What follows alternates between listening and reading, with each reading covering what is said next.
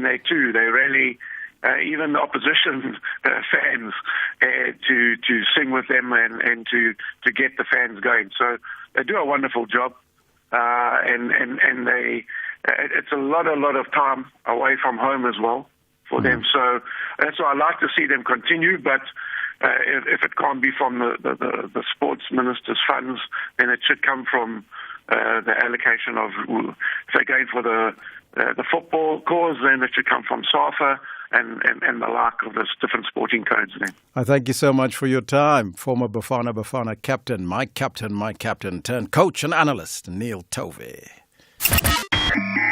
First Take SA, 5 to 6 a.m. The South African Defence Force has been plunged into mourning once again as the grim toll of the conflict-torn DRC claims another soldier. A South African soldier deployed under United Nations mission MONUSCO has lost their life while serving in the country. The latest casualty comes on the heels of a recent mortar attack by M23 rebels on a base in the eastern DRC, which claimed the lives of 2 SANDF troops and left 20 others injured last month. Joining us now for the latest on this developing story is the SANDF spokesperson, Siphiwe Dlamini. A very good morning to you and welcome, and our condolences. Thank you very much for your condolences, and good morning to you and to your listeners. Mr. Dlamini, how is the SANDF responding to this latest loss, and what support is being offered to the family of the fallen soldier? Let me just explain the circumstances under which this incident happened. This is an incident that happened in one of our bases in a place called Beni, which is under the United Nations Peacekeeping mission.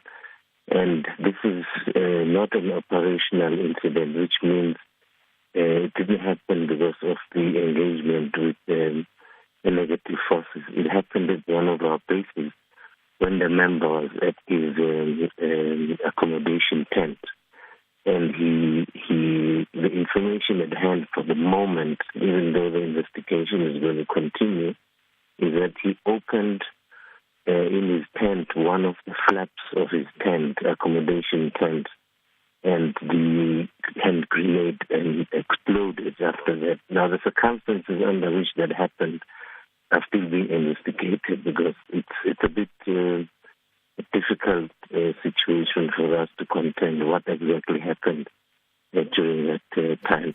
What is offered to the family is that we normally, when incidents of this nature happen, we would normally dispatch our social workers and psychologists together with the priest to go and attend to the family and unfortunately deliver the sad news. Mm-hmm. So this had nothing to do with an attack or the last attack that happened? No. Yeah. This has nothing to do with the last the 2 incidents that we had before this one. This happened at our base, and in that area there isn't any engagement. It's the United Nations Peacekeeping mission area in that particular place. But there's a constant threat of M23 in that region. Are there any plans? No, not in that particular area. Not that particular area. But are there any plans to reassess or adjust South Africa's military involvement in the DRC in light of the recent losses that we've seen?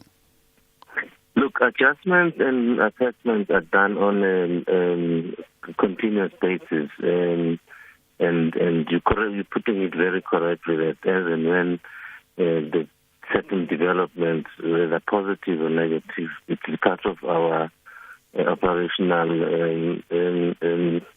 plan to make sure that we look at and assess the situation as we go by. Mm-hmm. I thank you so much for your time and giving us that update. That was an SANDF spokesperson, Siphiwe Dlamini, confirming that the incident had nothing to do with the attack that happened previously. So there you have it. That's the latest from there. And that's where we got to end it for today. Unfortunately, we run out of time. From the team, our producers Tapelo Zibanyoni and Tracy Boomgaard. Marumo Kukana is still on leave. He'll be back from the cold Free State. He showed us some pictures on X yesterday in relation to the area where he is with the snow. And then our senior producer, Ronald Piri, technical producer, Kagiso Botloko, and executive producer, Vutsi Lokota. I'm Elvis Preston. We'll see you tomorrow morning, same time, same place. Ciao for now. Arrivederci.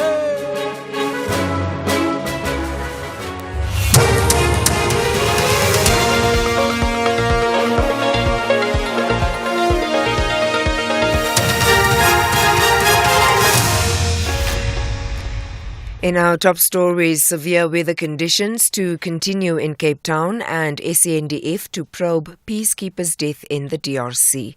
Good morning. The South African Weather Service has issued a warning for severe weather conditions in Cape Town tomorrow. The City of Cape Town Disaster Risk Management spokesperson Mandy Thomas says they are assessing the extent of the damage floods have caused.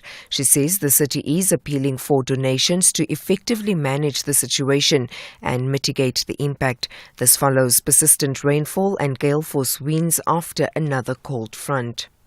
The Barkly Pass on the R58 between Barkly East and Elliot in the Eastern Cape has been reopened. The mountain pass was closed for almost 30 hours due to heavy snowfalls. Provincial authorities say graders were used to remove the thick snow that covered the road surface. Meanwhile, livestock farmers in Kumbu are counting their losses following veld fires. Close to 200 sheep were killed and 20 badly burnt. About 20 hectares of grazing land was also scorched. Livestock farmers Madidizela Hilo and Bulelani Hilo are seeking urgent government assistance. I lost more than 40 sheep while my brother lost close to 100 sheep. So we are requesting the government if we can get any form of support with regards to that. Losing the livestock while my father is sick will worsen his condition because he sells livestock for him to put food on the table. I went to school through the money that was made through selling sheep. My father is not working. He left the mines a long time ago to come and look after his livestock. The KwaZulu-Natal Cooperative Governance and Traditional Affairs Department says the fires in Eshowe in the north of the province and surrounding areas have now been contained. The runaway fires started on Sunday. It left a trail of destruction, leaving many homes destroyed, livestock killed and infrastructure damaged. One person has been confirmed dead. The department spokesperson Nonala Ndlovu says the cause of the fires is yet to be established. In terms of the information on the farms, we don't have the exact numbers, but we do know that farms in the Kokstad area were also affected by the fires, and a lot of produce was actually lost during that time. We're not sure of the number of the livestock because the assessments are still ongoing, but we do know that there is a huge loss that has happened. The Department of Agriculture is on the ground as we speak, working with farmers to actually assess the damage and give us the exact figures in terms of the livestock and in terms of the farms that have been affected. And SANDF Board of Inquiry, in collaboration with the UN, will soon be convened to establish the circumstances under which a South African peacekeeper died in the Democratic Republic of Congo. The deceased is attached to the United Nations Organization Stabilization Mission in the DRC. The SANDF earlier said one of its members deployed to the DRC under MONUSCO was killed when a hand grenade exploded close to sleeping quarters in Beni. Stefan Dujarric is the UN Secretary General's spokesperson. We've gotten a report from our colleagues at in the peacekeeping mission in the Democratic Republic of the Congo that tells us that a South African peacekeeper deployed in North Kivu died after a grenade exploded next to his tent. The mission is currently investigating the cause of that explosion. We, of course, convey our very deep and heartfelt condolences to the family of the peacekeeper and to the people and government of South Africa. And finally, the US President Joe Biden, who's hosting NATO's 75th anniversary summit in Washington, has told visiting leaders the bloc is the single greatest and most effective alliance in the world. He opened the summit by announcing Washington and its allies would provide Ukraine with 5 additional air defense systems. The BBC's Jonathan Beale has more. There was a fanfare for NATO leaders as they arrived at an event to mark the start of the summit and the 75th anniversary since the alliance's creation, taking place in the same auditorium where its founding treaty was first signed. President Biden set the tone of the summit in a confident, bullish opening speech. Support for Ukraine is the focus of this summit. Recapping the top story, the South African Weather Service has issued a warning for severe weather conditions in Cape Town tomorrow. For SAFM News, I am Anne Musa. A very good morning to you in your SFM sports headlines. Soccer action from last night saw Lamine Yamal's historic goal propelling Spain to the Euro 2024 final, defeating France 2-1. And in tennis, Daniel Medvedev powers through to set up a Wimbledon semi-final. We'll find out more just before 6:30. SAFM, guiding you through the rush hour traffic. Good morning from the traffic desk. A major truck crash in the Free State blocking off the N3. Out of the 4 lanes, there's only one open. It's just by the roadside rate interchange, so just north of Warden. That's where you'll face some queues. That one lane is being used to filter traffic through one way at a time under stop-go control. So expect some delays. That's on the run between Filias and Warden. Still raining in Cape Town, as you heard in the news there. A lot more rain due in tomorrow, but it's still raining today. Rivers are swollen, overflowing. Surface water and flooding is a real hazard and a real danger. So just proceed with care and caution, and do allow extra time to get through so you're not having to push too hard and too fast on those wet roads. Clarence Drive, the R44, Gordons Bay to Royales remains closed, and we're just looking at a possible closure of Baines Kloof Pass linking Cirrus and Wellington. That's due to some rockfalls and some overflowing rivers along that section of the R301. I'm Rob Byrne. SAFM Sunrise starts now. SAFM Sunrise. A vivid start to your day. Overflowing may unfortunately be the word this morning. Good morning, welcome to SFM Sunrise. I'm Stephen Grootes. Well, of course, the big story this morning still around the weather, and particularly, while it's still cold in many places, around the rain in Cape Town. And yesterday, the Weather Service updating its forecast to a level 8 warning. I didn't know they went to level 8. I think I've only seen level 6. I've always thought one day we need to get the Weather Service in to explain how all of that works. But sometimes it's just a bit academic. Lots of rain, and more rain expected, I'm afraid, today and really through the whole week, unfortunately. But certainly we see that the damage that's being caused by this, the intense rain that we've seen in Cape Town, warnings of between 40 and 60 millimeters of water falling in one go. I always have a problem with measuring rainfall. I don't know. I have a friend of mine who from time to time gets in touch and tries to sort me out, but I still mess it up. Anyway, so lots of water still falling in Cape Town, still having a big impact. And you look at some of the pictures. I mean, there's a nice picture I saw this morning of the Newlands Cricket Ground, and I say that because it's a sort of a scene you may know. You know, where you see the grass. Well, you don't see much grass there today. You just see water. People talking about trying to fetch their children, from school yesterday, and just water everywhere. And then you think of the people living in informal settlements and shacks, 7,000 dwellings affected by flooding. People, ankle deep, knee deep in water, I suppose, in some cases. And their shacks just being demolished, really, by this water. Some schools, I think, having to stay closed, although they were due to reopen yesterday, but simply because of the problems that they've been having. And we'll have more updates for you on this. There's this concept of an atmospheric river that we sort of heard about a little bit yesterday.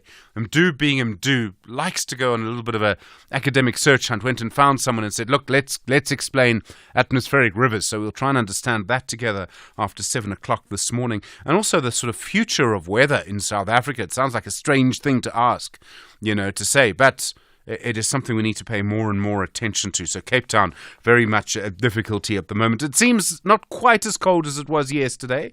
So, for the first time, I think only the second time this week, I don't say it's the coldest day of the year, but still very, very cold. The other big storm, I suppose, which is brewing is around Dr. John Hlope. He is the Chief Whip of Umkhonto we Sizwe, and he's now also their member on the Judicial Service Commission. He represents Parliament technically. And this is after he became the first person to be impeached as a judge in democratic South Africa. In other words, someone who was found by the Judicial Service Commission to be guilty of misconduct is now a member of the Judicial Service Commission. That's, kind of, I suppose, the way to look at it. Now, a couple of very strong views on this. A couple of facts first, if I may say. The first is that, as I understand it, there is no legal reason why he cannot be there. The second is around whether he should be there. And, this is a different question, and one you will have to decide for yourself.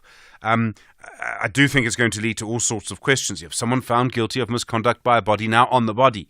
How does that work? I wondered, and maybe it's just me, but I wondered if a candidate, so someone who's been nominated to be a judge, might actually object to him being there and saying, I don't believe that you're fit and proper to decide my candidacy. I mean, and someone might just agree to be nominated just to make that point. We live in an interesting country. Things happen. So I just wondered if that could sort of happen. It's a very, very interesting case. There are, of course, other people. Now, what normally happens, by the way, as you may remember, earlier in the year, the National Assembly, actually voted to impeach Hlope. And now that same National Assembly is saying he can go to the JSE.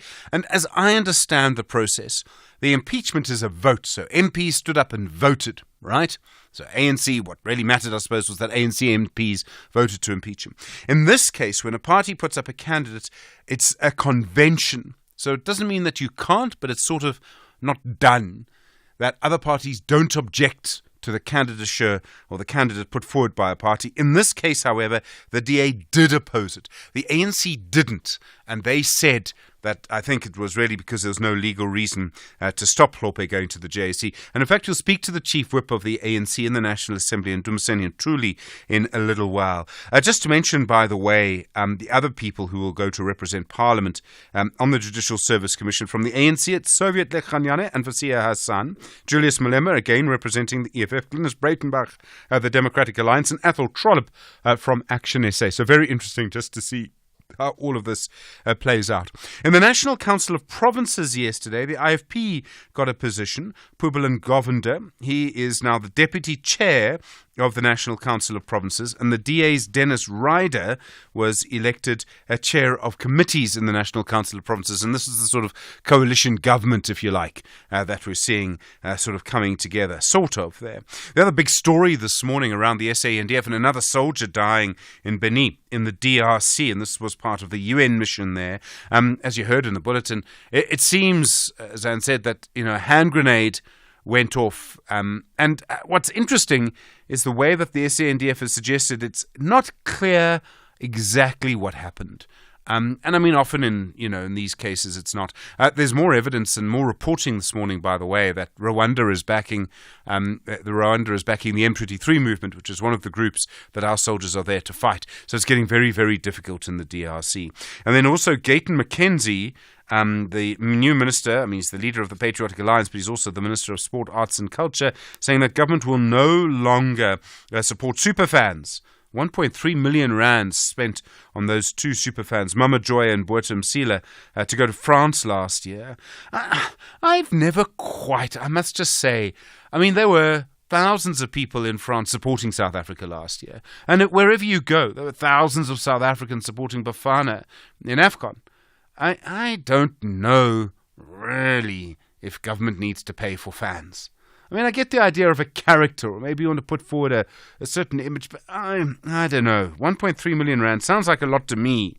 I think maybe Gayton McKenzie is sort of doing something he knows is going to kind of have a good landing, maybe. And then a report in News 24 this morning that the city of Joburg is reconsidering that 200 rand fee, that service charge that was being imposed on prepaid customers. I didn't know that the council first proposed the idea in 2018. It's a long time ago, and they didn't impose it because then COVID came along, etc., etc., etc. But paying for electricity is going to be a big, big issue. Good to have you along this morning. You know how to get in touch, 086 000 2032.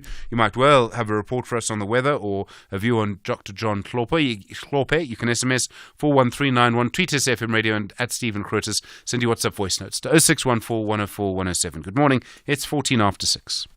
The world's best cooking show is coming to S3. MasterChef South Africa Season 5. You'll meet 20 talented home cooks from around Mzansi, Noma Upumaphi, and no matter your favorite dish. See if the chefs can handle the heat in the kitchen in a race to be crowned MasterChef South Africa. Starts Saturday 13 July at 7:30 p.m. on S3, Channel 193. MasterChef South Africa, proudly sponsored by Pick n Pay. Chomi, I just hope I get auto-assessed this year so I can just accept. You're so lazy. Remember, not everyone gets the auto-assessment notice. I know, but I'm ready. I've got my e-filing password sorted, I've updated my details, and my IRP5 is ready. Make tax matters priority by updating your personal and banking details and expect your auto-assessment notice from 1 to 14 July. If you disagree with your auto-assessment, file your return via e-filing. If you don't receive a notice, visit e-filing to submit your tax return from 15 July 2024. Visit sars.gov.za for more information. Your tax matters. SARS, at your service. And we would buy 500 cars, and we would buy 500 more. So sell your car for the best price, and we won't think about it twice. We buy cars, we buy cars. Da-da-da-da-da-da-da-da-da-da-da. We buy cars, we buy cars. Da-da-da-da-da-da-da-da-da. We Buy Cars, the easiest way to sell your car by far. Channel the forgiving spirit of Utata Matiba on Afternoon Express, Tuesday at 6 p.m. on S3, as community development practitioner Taryn Lee Bell shares how he rebuilt a nation with the power to forgive. We discuss the magic of making a child's dream come true and cook up Matiba's favorite oxtail with umngusho. That's Afternoon Express, this Tuesday at 6 p.m. only on S3. Repeat Sundays at 8:30 a.m. The Daily News Diary on SAFM. Musa, good morning. How are you doing this morning? I'm well, thank you, Stephen. Good. Yourself? Yeah, we struggle on. How are things looking? What's coming up today? Well, still keeping a look and our eyes on the weather situation across the country with widespread flooding across the greater Cape Town region. Level 8 weather warning issued with about 82 schools reporting damages, 31 of the cases regarded as more serious. And the Premier Alan Winde and Western Cape officials will be having a briefing later today on the multidisciplinary coordinated response to this inclement weather that is affecting parts of the province. The highly anticipated judgment in the Life Esidimeni inquest is expected to be delivered today, and the purpose of this inquest was for the court to determine the cause of the deaths of the 141 mental health care users who died after they were transferred from Life Esidimeni into unlicensed and ill-prepared NGOs, and the court will also determine whether on the face of it the conduct of any individual directly caused or contributed to the deaths. And at the inquest, Section 27 had argued the former Gauteng Health MEC, Qedani Mahlangu, and the former Director of Mental Health Directorate, that is Dr. Magabo Manamela, as well as the owner of Precious Angels NGO, should be charged with culpable homicide for their involvement in the tragic deaths. In KwaZulu-Natal, the eThekwini Municipal Council is expected to elect a new mayor today, and it comes after Mxolisi Kahunda was deployed to the National Council of Provinces, and the city of Ekurhuleni mayor is also set to hold a major briefing today. That's following the appointment of the ANC's Jongisizwe Hlabati as MMC for finance in the region, and we know that this position was previously held by the EFF councillor Nkululeko Dunga. And Hlabati is no fan of the agreement with the EFF. He's strongly opposed to it. So it's very interesting what's happening in Ekurhuleni. We kind of know, they have the relationship has been a bit turbulent. Public Accounts Watchdog Scopus sits for the first time to elect a new chairperson, and also Action SA claiming that it has accepted a proposal by the ANC to chair the committee. We have reaction as well following the National Assembly's vote on members of the JSC and the Magistrates Commission. Just lastly, 2 men also expected to apply for bail when they appear in the Kailicha Magistrates Court today. That's in connection with the fatal shooting at a barbershop in the area last month. 3 children and a 30-year-old man was killed. Sure. Thank you very much indeed. And Musa, of course, will be listening on the radio this morning. Good morning. It's 19 minutes after 6. Stephen Grootes on SAFM. Your weather around the country was still, of course, more rain in the Western Cape. Otherwise, Tshwane, fine, a low of 0, a high of 21. Johannesburg, fine, -1 and 20. Vereeniging, fine, -3 and 19. Bombela, fine, 8 and 24. Polokwane, fine, 3 and 20. Mahakeng, fine, 1 and 22. Vryburg, fine, -2 and 23. Mangaung, fine, -3 and 18. Kimberley, fine, 0 and 21. Uppington, fine, 2 and 21. Cape Town, cloudy and windy, and yes, widespread showers and rain. Heavy downpours expected again in Cape Town. A strong northwesterly wind, the temperatures 13 and 14. George, cloudy, moderate to fresh northwesterly wind, 11 and 20. Gqeberha, fine, a fresh to strong northwesterly, 9 and 22. East London, fine, a moderate westerly wind, the temperatures 11 and 25. eThekwini, fine, a light northwesterly wind, 12 and 25. Richards Bay, fine, a moderate northwesterly wind, 11 and 25. And Pietermaritzburg, fine, 5 and 24. The inaugural Standard Bank Business and Commercial Banking Conference will take place from 10 to 12 July 2024 in Cape Town under the theme Africa Unlocked, Unlocking Africa's Growth. Tune in to the Full Circle with Bridget Masinga and the National Pulse with Ashraf Garda to get insights from the conference. SAFM, leading the conversations that move us. Search Standard Bank Business and Commercial Banking. Standard Bank is an authorized FSP and registered credit provider. It's Truck Month at Ford, and that means one thing. You save big when you upgrade to a 4x4. For a limited time only, get a Ford Ranger 4x4 from only $8,599 per month. Visit your nearest Ford dealer to get the best deal on a Ranger 4x4 from only $8,599 per month with free 4x4 driver training. TNCs apply. The world's best cooking show is coming to S3.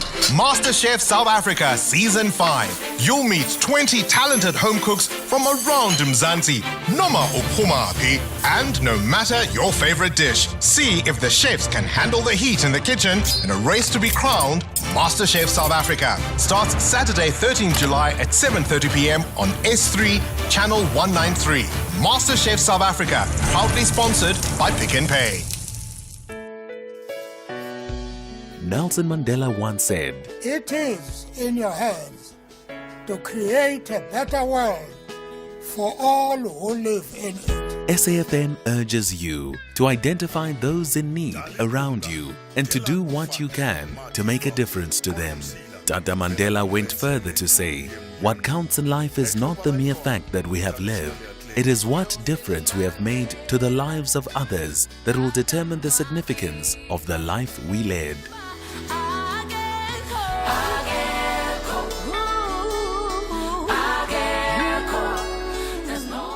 SAFM celebrates Mandela Month. Worldview Update, bringing you closer to international or global news. 22 minutes after 6, good morning. In Washington, D.C., the U.S. President Joe Biden has told the summit of NATO leaders that Ukraine can and will defeat Russia.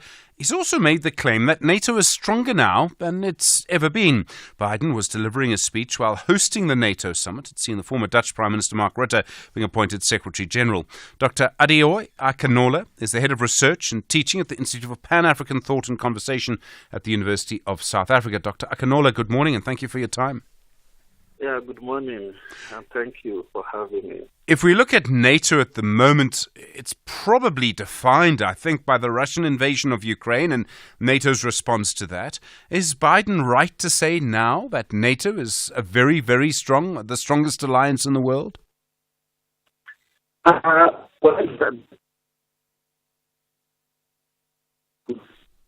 Dr. Akinola, I don't know if you can hear us. Are you still there? Many people would disagree. Yes, I can hear you. All right, no, we can't hear you properly, I'm afraid. We can't continue on that line. We can't hear you at all. Not actually sure what the story is with that line. Let's just see if we're able to improve that line and see if we can actually hear you properly, because it is an important conversation around Biden's comments at NATO. And, of course, in a way, the summit also been overshadowed by Biden's own, I suppose, health at the moment. All right, Dr. Akinola with us now on another line. Dr. Akinola, morning again. I was asking, is Biden right? He's wrong, and many people will agree with me that he's wrong. He's just making a political statement, and based on what we have, we can see on the ground, that statement is possibly not correct. Of course, NATO was very strong. NATO is still strong, but we can't say NATO is stronger than when the war began, particularly with many emerging powers arriving in the international scene. We are seeing coalition between China and Russia. We are seeing Iran growing in power, and some of those powers constitute a threat even to the expansion and the strength of NATO. So Mr. Biden is wrong to have said that. Obviously, he's making a political statement, as you say, but he's making it for a reason. He kind of needs to talk up NATO, and particularly he needs to sort of say why, in his view, people should support Ukraine. Isn't it really about that? Absolutely. It's just trying to, of course, NATO is being defeated in a way. I don't know why they made the mistake of allowing Russia to actually attack Ukraine. Maybe they thought that would also play in their hands to defeat Russia. But what we have seen is the contrary. Even within Europe, within the European Union, we are seeing cracks, where some of the countries that are members of the European Union are also romancing with Russia. And we have seen that Russia also has been able to garner international support even beyond the four walls of Europe, beyond their normal conventional Western allies. Russia has been able to make inroads into the space formerly occupied by the West. Even in African countries, you have seen some of the countries supporting Russia, and we have also seen some of the countries also that were supporting the West before, maybe because of also this Israeli Hamas war, trying to glide towards Russia. So, of course, he has to rally support, particularly with the declining influence of NATO and even the West across the world. So we can give him a pass mark for trying to rally around NATO, but he is wrong. NATO is not as strong as it used to be. Even the United States itself is not as strong as it used to be. In a way, the big issue overshadowing all of this is US domestic politics. Biden has to prove he can still lead. Trump appears to be ahead in the polls. And doesn't NATO really depend on the US? If Trump wins in November, everything could change. Yes, I think that's the fear and that's the apprehension now, not only in the United States, even across the NATO membership. They are thinking, who will lead? Is it Biden? Is it Trump? They have two problems. Even if Biden continues to be the president of the United States, we have seen that he's aged and the age is catching up on him. We saw it during the debate between Trump and Biden, where many people are thinking maybe we should draw Biden. And if Trump wins the election and becomes president, then that's a problem for NATO itself, because we know his policy towards NATO, and it's not really that. Many people will say not progressive, but it's not really optimistic that if Trump becomes the president, that he will throw everything behind Ukraine. That is left for us to see, but it doesn't spell good for NATO particularly, because this is election year and Biden might not be there in the next few months. Dr. Adeoye Akinole, thank you, Head of Research and Teaching at the Institute for Pan-African Thought and Conversation at the University of Johannesburg. Do appreciate the time. 27 after 6. This is SAFM Sport with Zai Khan. Zai, good morning. Good morning. Ole, ole, ole. Ole! I think that was the super fan element for Spain. And a sensational goal from 16-year-old Lamine Yamal, getting them from behind to beat France 2-1 in Munich and claim their place in the final of Euro 2024. Yamal became the youngest player to score at a European Championship or World Cup, beating the record previously held by Brazil legend Pelé. Now here's the Spanish ace Rodri says they can do it again. We know that we have to do the last step. We're confident the whole tournament. I said it in the first game. We're confident that we're in a good way. We're doing good things in a good way, as I said, working well. And yeah, now we have the last game. We have to focus on ourselves, be ourselves, and be in the same way. Closer to home, SuperSport United have confirmed the contract extension of head coach Gavin Hunt on a 2-year deal. Assistant coach Andre Arendse and goalkeeper coach Grant Johnson have also extended their contracts by a further 2 years. Rugby, the junior Springboks failed to qualify for the Under-20 Championship playoffs for the first time in more than a decade after losing against tournament favourites England in Athlone last night. England snatched a 17-12 victory over South Africa's side in rainy conditions at a muddy Athlone stadium. Former West Indies captain Jason Holder says his experience of watching from the sidelines as West Indies secured a stunning 8-wicket victory over Australia at the Gabba in January has given him renewed energy. Holder is set to face England at Lord's in his first test for almost a year. He's hoping the success on the field in England can in some way help those back in the Caribbean affected by Hurricane Beryl. I think one of the things that brings West Indian people together is cricket, and they love when we do well. Obviously, the buzz around the T20 World Cup and our success in the recent past has definitely revived the lives or the cricketing lives of people in the Caribbean. And there are a lot of West Indians here in England as well too, who will be definitely coming out to support us. But I think any bit of spark or encouragement we could give them is just through our performances, and that's what we pledged as a group. And trying to make them happy and as proud as they possibly can in these tough times. Former West Indies captain Jason Holder on Sunrise. And finally, the Wimbledon tennis action. Daniel Medvedev overcame a struggling Yannick Sinner to dump the world number 1 out of the tournament in the quarterfinals. 6-7, 6-4, 7-6, 2-6, 6-3. That's a wrap of your sport. More top of the hour. I'm Zai Khan. Zai, thanks very much indeed. Well, more from Eskom and load reduction in the next little while. You with SFM leading the conversation, 6:30. Good morning. In the headlines, the Eastern Cape Agriculture Department says it's assessing the damage felt fires have caused in Zilandana and Mahlungulu villages in Kumbu. The South African Weather Service has issued a warning for severe weather conditions in Cape Town tomorrow, and Ukraine's President Zelensky has called on the US to be uncompromising in defending freedom and opposing Russian aggression. He was speaking at the Ronald Reagan Institute in Washington, where the NATO founding treaty was signed 75 years ago. I'll have details on these and other stories at 7. SAFM, guiding you through the rush hour traffic. We're looking fairly normal, fairly standard for this time of morning around the Gauteng region. All your routes that you expect to be busy, just with the volume of traffic, certainly are at this stage, but nothing too serious, nothing apart from the congested routes that you'd normally face. Major delays between Warden and Villiers on the N3 through the Free State. Big truck crash by the roadside rates exit, so that's just north of Warden. Of the 4 operational lanes, only 1 is able to be operational at this time. That truck crash blocking the other 3. So it's a stop-go control situation with traffic filtering after a wait to get through on that single lane section. So just factor in some queue time on the N3 and that part of the Free State.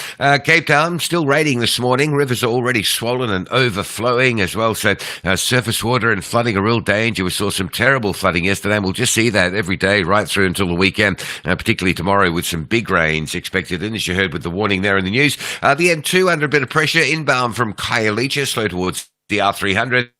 And then from the airport, it gets a bit busy as you sit in that N2 traffic through to about the Mowbray Main Road exit. Rob Byrne, SAFM Traffic. The business update on SAFM. Intel Linglet, morning. How are you doing? Morning, Stephen. I'm well. I hope you're good. All good, thanks. How are the markets this morning? Starting off stateside, markets pretty mixed, but there was some optimism as the S&P 500 climbed to a fresh record after Fed Chair Jerome Powell warned about the dangers of keeping interest rates high for too long, possibly hinting at cuts really soon. Now, the same sentiment is playing out in Asia. Those stock markets are also trading mixed following the cues that they got from Wall Street overnight, as traders, of course, digest Powell's testimony before the Senate banking community. They're also looking ahead to the report on U.S. consumer price inflation, which will be released tomorrow. Shifting focus to local markets, another day of red screens. The local political euphoria seems to be fading away, with the JSE closing yesterday down 0.2%. The rand, in the meantime, is still in a stronger position, currently trading at 18.15 to the dollar. And then BP's warning of downbeat earnings in the second quarter. Well, as we gear up for earnings season, Stephen, a number of companies are releasing trading updates, and BP was one of them. The energy giant anticipates weak refining margins and oil trading performance to weigh on its second quarter results. The hit is estimated between $500 million and $700 million. The firm also cited an impairment of up to $2 billion to eat into its earnings. Ahead of the trading update, the company's recently appointed CEO, Murray Akinotlos, imposed a hiring freeze and halted new offshore wind projects. The CEO said the move wasn't an attempt to safeguard investors who were unhappy about the company's green targets. Markets, in the meantime, not so pleased with this update, as the share price tanked over 4% in yesterday's close. And then local farmers warning of food shortages following the cold weather. That's right. Now, farmers, particularly from Limpopo, have sustained big losses after black frost caused damage to crops over the past weekend. Agri-organization TLU North says vegetables like potatoes and tomatoes experienced damage due to that black frost. Farmers also reported damage to infrastructure such as water pipes. Now, after drawing up a full assessment of the damage, TLU is set to appeal to financial institutions to show understanding for these farmers. It will also ask provincial and national government officials to visit the area and view, or rather offer possible assistance. Now, as that takes place, farmers have warned that the damage could possibly lead to food shortages.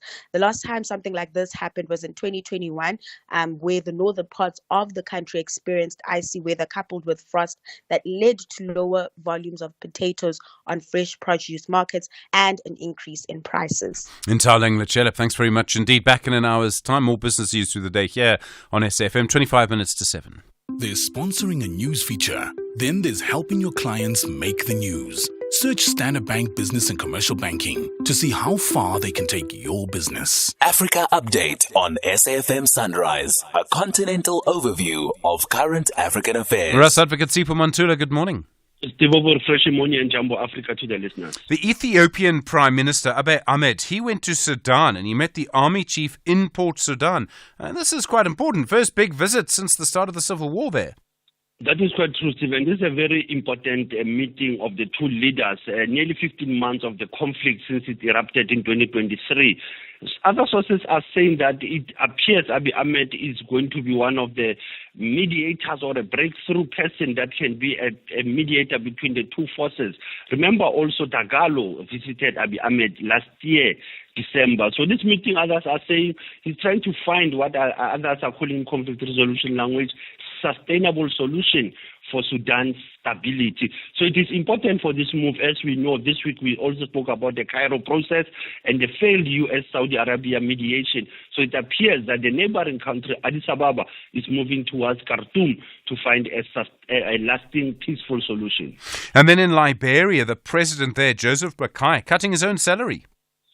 Sleepy Joe Bukai, Stephen, as a president, he has done what George Weah did, but he went on 40%. George Weah was 25%, lowering his annual salary from $13,400 USD to $8,000 per year. Others are saying it is all about the rising cost of living in Liberia. And others were saying, but he still has daily allowance and medical coverage. There's nothing new of him reducing his salary. But these are the challenges that is facing West Africa, Liberia, with these challenges of money packs and the presidential packages. And then conversations around ECOWAS, looking at the countries hit by coups there, Mali, Niger, Burkina Faso. What's the latest? Stephen, the latest is that it seems that the three leaders of the Sahel states, Burkina Faso, Niger, as well as Mali. They don't agree with the envoy who have been sent, both being President Faye from Senegal, the President of Togo, Ganside, to say that it appears as if when they have decided to break the chains, the house slaves are being brought to, are bringing the message of their masters to stop and comply. Faye is using Article 91, Stephen, of ECOWAS Treaty to say, but you are supposed to give a 1-year notice before you pull out. But the three leaders, they are not reneging, Stephen. They are not looking back. They are looking forward for this Sahelian alliance that they have formed over this weekend. And then we lost another soldier in the DRC yesterday. There's a report now. We know that Rwanda, we understand, is supporting the M23 group. Now there's a report that Uganda is as well. But Uganda doesn't agree with that report, Stephen. It's also questioning it, saying that how can they be involved when they've been supporting the peace missions in the eastern DRC? And as you said, the issues of the SADC mission struggling in the DRC, it is normal, Stephen, if you look at peacekeeping missions since 1960 in that area. We will have always casualties on it. But going to this UN report, it appears that the military of Uganda and the intelligence, it doesn't agree with the contents of the UN report that has been sent both to the Sanctions Committee and to the UN Security Council, denying those allegations very clear. And as well as we have raised the issue of Rwanda going for the elections and also being accused of supporting M23. That's how it has panned out now. That this report, one will say, it doesn't hold water, Stephen, because if Uganda doesn't agree, it appears that there will still be a serious challenge even for the SADC mission or the Troika meeting tomorrow. How will they analyze, process this report that came from the UN? And then in our archives, we're staying in the DRC. What happened in the 10th of July, 1964? Stephen, 6 years ago, Moise Kapenda Chombe became the Prime Minister of the then Congo, now Democratic Republic of Congo. He didn't stay long, Stephen, only for 1 year. He was under Kasabavu, who was a president who even fired him a year later. This was a man who was also in a hijacking of a plane in Algeria, and he was jailed until his death in 1969. Moise Kapenda Chombe. Asante sana SG, as was leading the conversation, SAFM, observing the International Mandela Month. Ras Advocate Sipho Mantula, thanks very much indeed. Back, of course, tomorrow. More news from our continent through the day here on SAFM. 20 minutes to 7. There's listening to the news. Then there's making the news. Grow your business into the next big thing with Standard Bank Business and Commercial Banking. When you choose Standard Bank Business and Commercial Banking, you get access to our business solar loans. Accessing our business solar loans means you get connected to the right supplier for your business and the most feasible tailor-made financing solution. And that financing solution means 8,760 hours of uninterrupted power for your business, sourced directly from the African sun. You see, there's going green. Then there's going green with us. Search Standard Bank Business and Commercial Banking. Standard Bank is an authorized FSP and registered credit provider. T's and C's apply. Call us on 086 000 2032. 19 minutes to 7 the time. Maxwell on the line from Tshwane. Maxwell, hi. Dr. John Hlope, which way do you go on this? Good morning, Stephen. The way that I'm going straight to the Parliament itself, Stephen, because it looks like they don't have rules in such situation, and they were caught with their pants down in this regard. Now it sounds personal about Judge Hlope, but if they didn't want him to be in that commission, that chairing of that commission, they should not have allowed him first to be a member of Parliament, Stephen. Yeah. Because at the end of the day, that's where there is a lot of mix. And I like the answer from the ANC Chief Whip, Dumiseni Nduli. I think he put it very correct there, that let the Parliament itself look for itself what's the situation in this regard, because his feet is entitled to Judge Hlope to be in that commission as a member of Parliament. So there is a lot of things that the parliament itself needs to look and iron out this situation. But at the end of the day, as we don't like Stevens, we'll always say Stevens. But Stevens didn't do anything wrong. It is the institution itself that needs to put their rules very clear in this regard, Stevens. And the last one, Stevens, I'm very angry for you. What you did to us here at SAFM, I'll never forget you, but I understand, my friend. Maxwell, thank you. Look, and I'm going to miss you too, but we've still got 2.5 weeks together, okay? Absolutely. Thank you, Maxwell. I appreciate it. Thank you. That's very kind. Maxwell on the line from Tshwane. Active citizen in Polokwane. Where do you go on John Hlope? Look, ethics should, my brother, there cannot be a law or a rule for everything. Certain things we need to use our common sense and look at where we come from as the nation. So I'm saying you are totally wrong for the parliamentarians to agree on appointment of Judge Hlope to be in that to serve in JSC because of let's think about the prospective judges who are looking forward to become future judges. How are they going to feel when they're going to be interviewed by this person who's discredited?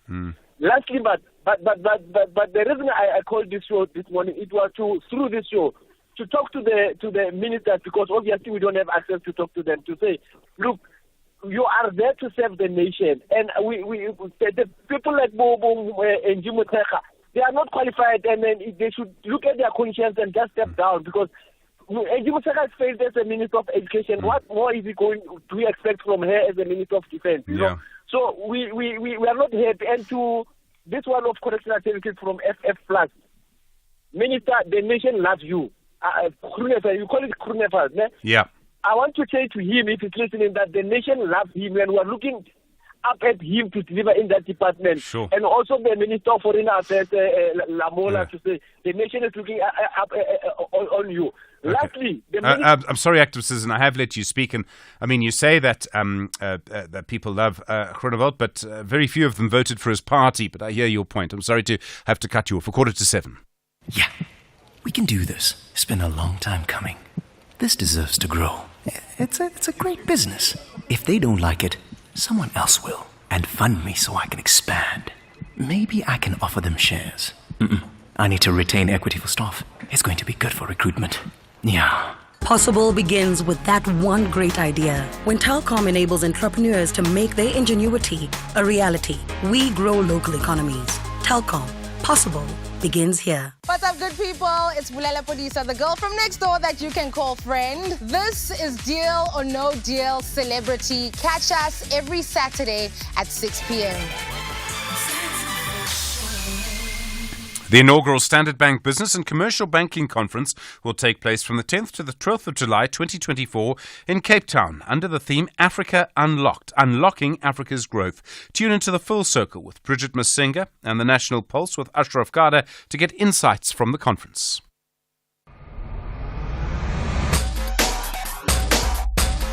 SAFM 104 to 107. Nationwide. 14 minutes to 7. Good morning. Well, we haven't had load shedding for the last 105 days, but Eskom has confirmed it's implementing load reduction, where it switches off areas that have high demand. This is in 7 provinces. Eskom says this is because the networks around these areas and the equipment, like the transformers, cannot deal with the high demand, and so they switched off to protect them from overloading. This means for millions of people, it's as if load shedding is still being implemented. Daphne Mokwena is the spokesperson at Eskom. Daphne, good morning. Good morning, Stephen, and good morning to your listeners. You say in your statement that in 94% of the cases of overloaded transformers, this high demand is because of the theft of electricity. You also use this phrase, the indiscriminate use of electricity. I don't know what you mean by that. How do you come to the figure that 94% of these cases is because of electricity theft? What data are you basing that on? So maybe let's start by also confirming that indeed, Grootes, we are on 105 days without load shedding. So whatever load reduction process that we are implementing has nothing to do with load shedding. So we've got about 2,111 transformers that are overloading, right?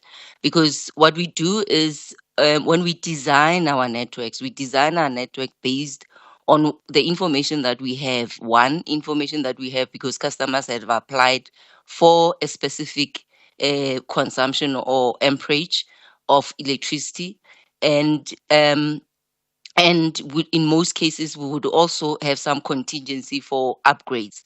Now, what we're seeing in what we've recorded, the 2,111 transformers that are overloading. Now, we've been doing audits, Stephen, and what we find mostly these overloading transformers are in areas where you find that they are backyard dwellers. So we haven't designed for, say, for an example, you've got 10 or whatever number it is in the backyard because we have designed for one house or the customer has applied for the one house. So with that, and we're also finding that we've got people that or customers that are not paying, meaning that they have bypassed their meters, meaning that they are using electricity indiscriminately, meaning that they are just using electricity without any, obviously just using it because too much because they are not paying for it. And that use of, or that indiscriminate use obviously ends up overloading the transformer or the network, but mostly the one infrastructure that is affected is the transformer and it ends up failing. Okay, so I understand the problem and I understand there's been an increase in demand. And I can have both my brothers' families round to stay at my house for 6 months and increase the demand. I don't have to tell Eskom that, and I don't think anyone would suggest that I have. I don't think we can say backyard dwellers are the problem. What I'm trying to get to is, you say in your statement that 94% of the cases of overloaded transformers are because of the theft of electricity. Can you actually defend that claim? How can you prove that it's 94%? It's a very specific figure. We're saying 94% of the 2,111 transformers that are overloading are in these 7 areas, which we have cited, excluding obviously Free State and Northern Cape. So these numbers are concentrated in these 7 areas. Okay, so you would be, I would like not for be... an example, yeah. in Limpopo, out of the 2,111, Limpopo actually is topping all the provinces because we've got above 500 transformers that are overloading. Okay, but transformers don't just overload because people are using electricity illegally. I completely concede, Daphne, that's a major cause, okay? I'm very interested in how you get to the figure of 94%. But isn't it also because Eskom has not actually invested as people have moved around the country? Our population has grown, we understand that. The population in urban areas has grown dramatically. I understand that too. It's difficult for everyone to deal with. But isn't it also because Eskom hasn't invested in areas of Soweto where it should have? So we've got projects that we're doing every year, whether it's strengthening project, whether it's refurbishment. Obviously, refurbishment, you're not increasing anything, but just maintaining your infrastructure. So in strengthening, and that is why we emphasize the point that when I have those households at the back of my yard, I need to go to Eskom and inform Eskom that I'm no more a 20 amp customer. I've got I want to increase or whatever my energy consumption, so that we can also, because we do plans every year, we do plans, or we even have a 20-year master plan. But if we've got influx of people coming in and we don't know about them, like in your yard, we don't know what is happening in your yard, then we've got a problem, because then that transformer that I've designed for 20 people, all of a sudden you've got 60 people, for an example, then now I've got a problem because that transformer can only handle 20 people and cannot handle the 60 or the 40 that I do not know, that I didn't design for. And this is where now the problem comes in. You go to, I'll give an example in Orlando East, for an example. We have planned for about 6,000 people. That's the people that we know. But when you go there now, because you've got a lot of households, backyard dwellers, you've got about 15 backyard dwellers, then we've got about 60,000 that we just don't know. But yes, but now there's your transformers nothing. obviously cannot take that load. And I think if you drive, I'm not sure, Stephen, if you So Daphne, driven, I'm sorry yes. I'm sorry to interrupt. I know that. I mean, of course I know that. Mm-hmm. What I'm trying to get to is it's not their fault. It's their fault if they're using the electricity illegally, sure. But it's no one's fault to move from wherever, from Umlazi to Orlando East, to move into a backyard and to use electricity. It's the fact that Eskom hasn't properly invested. I mean, illegal connections, of course, but isn't that the issue? So Stephen, it's not their fault when people will move around. But when I now have a backyard, remember these backyard dwellers then, me as the landowner, I'm now obviously leasing or renting out these. So obviously it's an income for me. Now, what happens is that then I've got, say, 15 or 10 or whatever, because the breaker in my house is only designed, say for an example, 20 amp. What I do, I bypass the meter. Then those tenants of mine are now using, including myself as the landlord, now using this electricity that I have bypassed, because there's no way that the additional households will be actually supplied from the same breaker. So that breaker will definitely trip. So what happens is that then I bypass my meter so that I can be able to supply my tenants. And that is where now the problem comes in, because that's illegal. Sure. And we cannot justify the illegal behaviors just because people are moving in. Let them do the right things, and then we've as I said that every year, and we've got also a 20-year master plan where we obviously do these plans to ensure that we have enough capacity to basically serve or service the customers in our areas. Okay. All right. And Daphne, at this stage, how long do you expect to have to implement load reduction for? Until the end of winter? No, look, load reduction in most cases, we don't plan for it. But the fact of the matter is, in winter, that winter is in most cases where we see that the use of electricity becomes very high, or this overloading is actually happening. So during peak hours, for an example, because as you would see that, especially since Monday, it has become cold. This is where now we're seeing the increase of consumption, and we're seeing obviously these transformers overloading. But as soon as customers, the overloading of these networks actually subsides, obviously there's no need to implement load reduction. So it will be implemented only if the network is overloading, and that's when, obviously, because we need to protect the infrastructure, because I mean, Stephen, if we don't protect that infrastructure, we'll have these transformers popping up everywhere, and customers would be then blaming us to say we have been off for 6 months or whatever time it is, because obviously if they are popping everywhere, we don't have the resources basically to be replacing this, and we cannot just replace without dealing with the root causes. Daphne, thank you very much indeed. Daphne McQuenna is the spokesperson for Eskom. It's 4 minutes now to 7. First in the morning, SAFM Sunrise with Stephen Grootes. The conversation went on a little longer than we had planned, and you can understand why. So sorry, Rob Byrne. We will hear from Rob again. He'll give you a traffic update in the news bulletin about 10 minutes or so from now. Farmers in Limpopo say they're worried that their potatoes, their tomatoes, some other vegetables have been badly damaged by intense frost in the region. It happened on Sunday morning, and frost like this can also be called a black frost because it causes plants to turn black because it's so intense. You may remember several years ago, I think it was 2021, the price of potatoes doubled at one point because it had been too cold in Limpopo.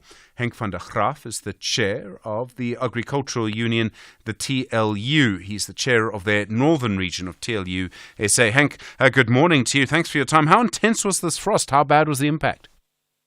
Good morning, Stephen. We don't know exactly how bad is the impact. The preliminary figures that we got from potato farmers is that we lost more or less 2,000 hectares of potatoes. And if we count that into a little sum, it is nearly 500 million rand loss that it is, because it is very expensive for the input costs for potatoes. It turns around 245,000 rand per hectare. So that is what we know about the potatoes. You just mentioned several years ago that the price of the potatoes doubled. We don't hope that it will happen this time as well. But as we know that Limpopo is one of the great producers, bigger producers of potatoes in the country, so it can happen again. On the other hand, tomatoes have also been severely damaged, and we did not have only a black frost on Sunday night. Yesterday morning, farmers also woke up with even a more intense black frost than on Sunday morning. So the figures that we got back is that also some of the vegetables are badly damaged. Trees like pawpaws, avoes and macadamia and pecan nuts are also badly damaged. And sorry, we are just calculating all the losses. We are asking farmers to give us figures. We want to talk to the MEC of Agriculture in Limpopo and also the Minister of Agriculture, the National Minister, about this. And we ask the financial institution just to have some grace with the farmers, because especially the potato farmers, they were still trying to recover from the last losses that they have. Sure. And now this one again, so this is not good news for them. Henk, I mean, this happened in 2021. Does it happen fairly often? Or is it beginning to happen more often? I mean, an intense frost like this in Limpopo. Yes. Well, it's actually not climate heating, is it? But it's definitely climate changing.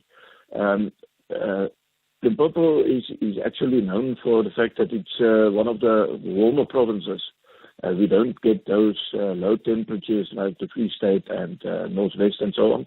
But this year it changed a little bit. So yes, it is not regularly. It is once in several years, but when it hits really hard like this year. Henk van der Graaf, thanks very much indeed. Chair of the TLL, the northern region of the union, TLUSA. It's an agricultural union.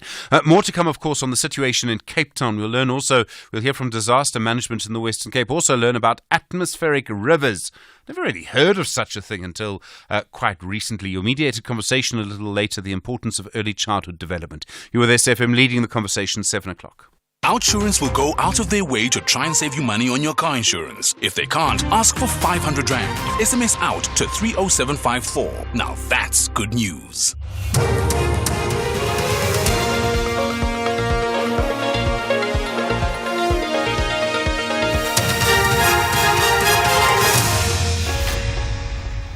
In our top stories, Life Esidimeni inquest judgment expected today and veld fire damage in the Eastern Cape assessed. Good morning.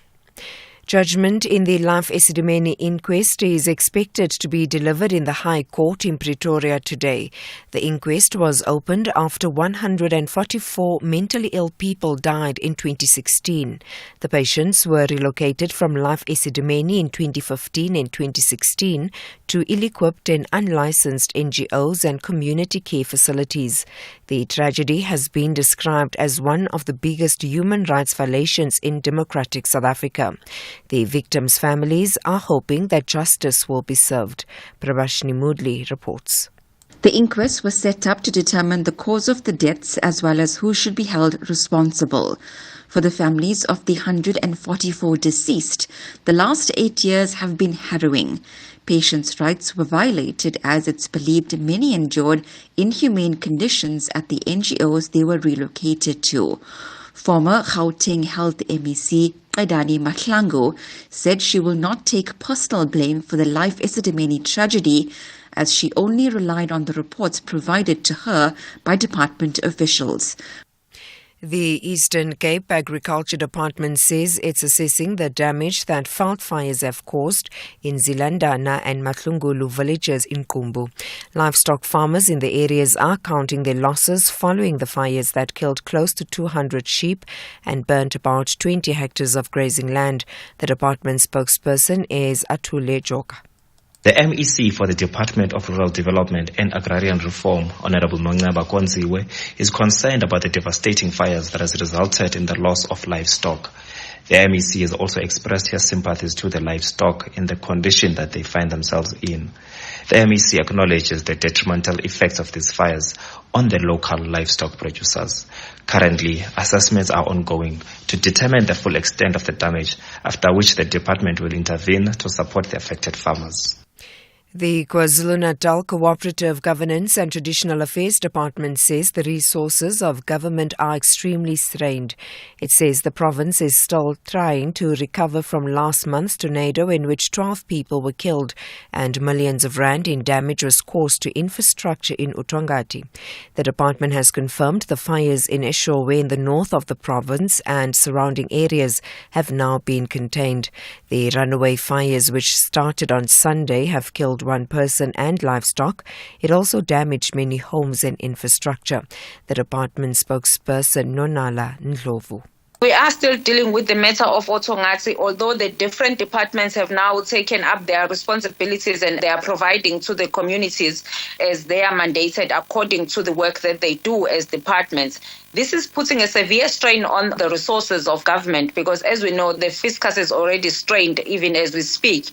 But we are working with the social partners to make sure that the communities that are affected do get assistance that will make them able to continue with their lives. The South African Weather Service has issued a warning for severe weather conditions in Cape Town tomorrow. The City of Cape Town Disaster Risk Management spokesperson Mandy Thomas says they are assessing the extent of the damage floods have caused. She says the city is appealing for donations to effectively manage the situation and mitigate the impact. This follows persistent rainfall and gale force winds after another cold front. Further afield, and finally, Ukraine's President Zelensky has called on the US to be uncompromising in defending freedom and opposing Russian aggression. He was speaking at the Ronald Reagan Institute in Washington, where the NATO founding treaty was first signed 75 years ago. Zelensky has welcomed America's pledge for additional defense systems, but says they are not enough. This will help a lot, but it will not be enough. Because we have to understand, the Russian army, they start each day. They're trying to attack systems. They use different missiles, different drones. And we also have to move to make strong steps with air defense, different kinds, modern one, and etc. Recapping the top story, judgment in the Life Esidimeni inquest is expected to be delivered in the High Court in Pretoria today. The inquest was opened after 144 mentally ill people died in 2016. For SAFM News, I am Anne Musa. Those were the top stories for this hour. Don't miss out on a possible car insurance saving. SMS out to 30754 for a quote. Outsurance, where you always get something out. Do you think you're paying too much on your car insurance? 56-year-old Dylan said no to sky-high insurance premiums. He's now insured with Outsurance and only pays 756 Rand a month to insure his white 2023 Haval Jolion S.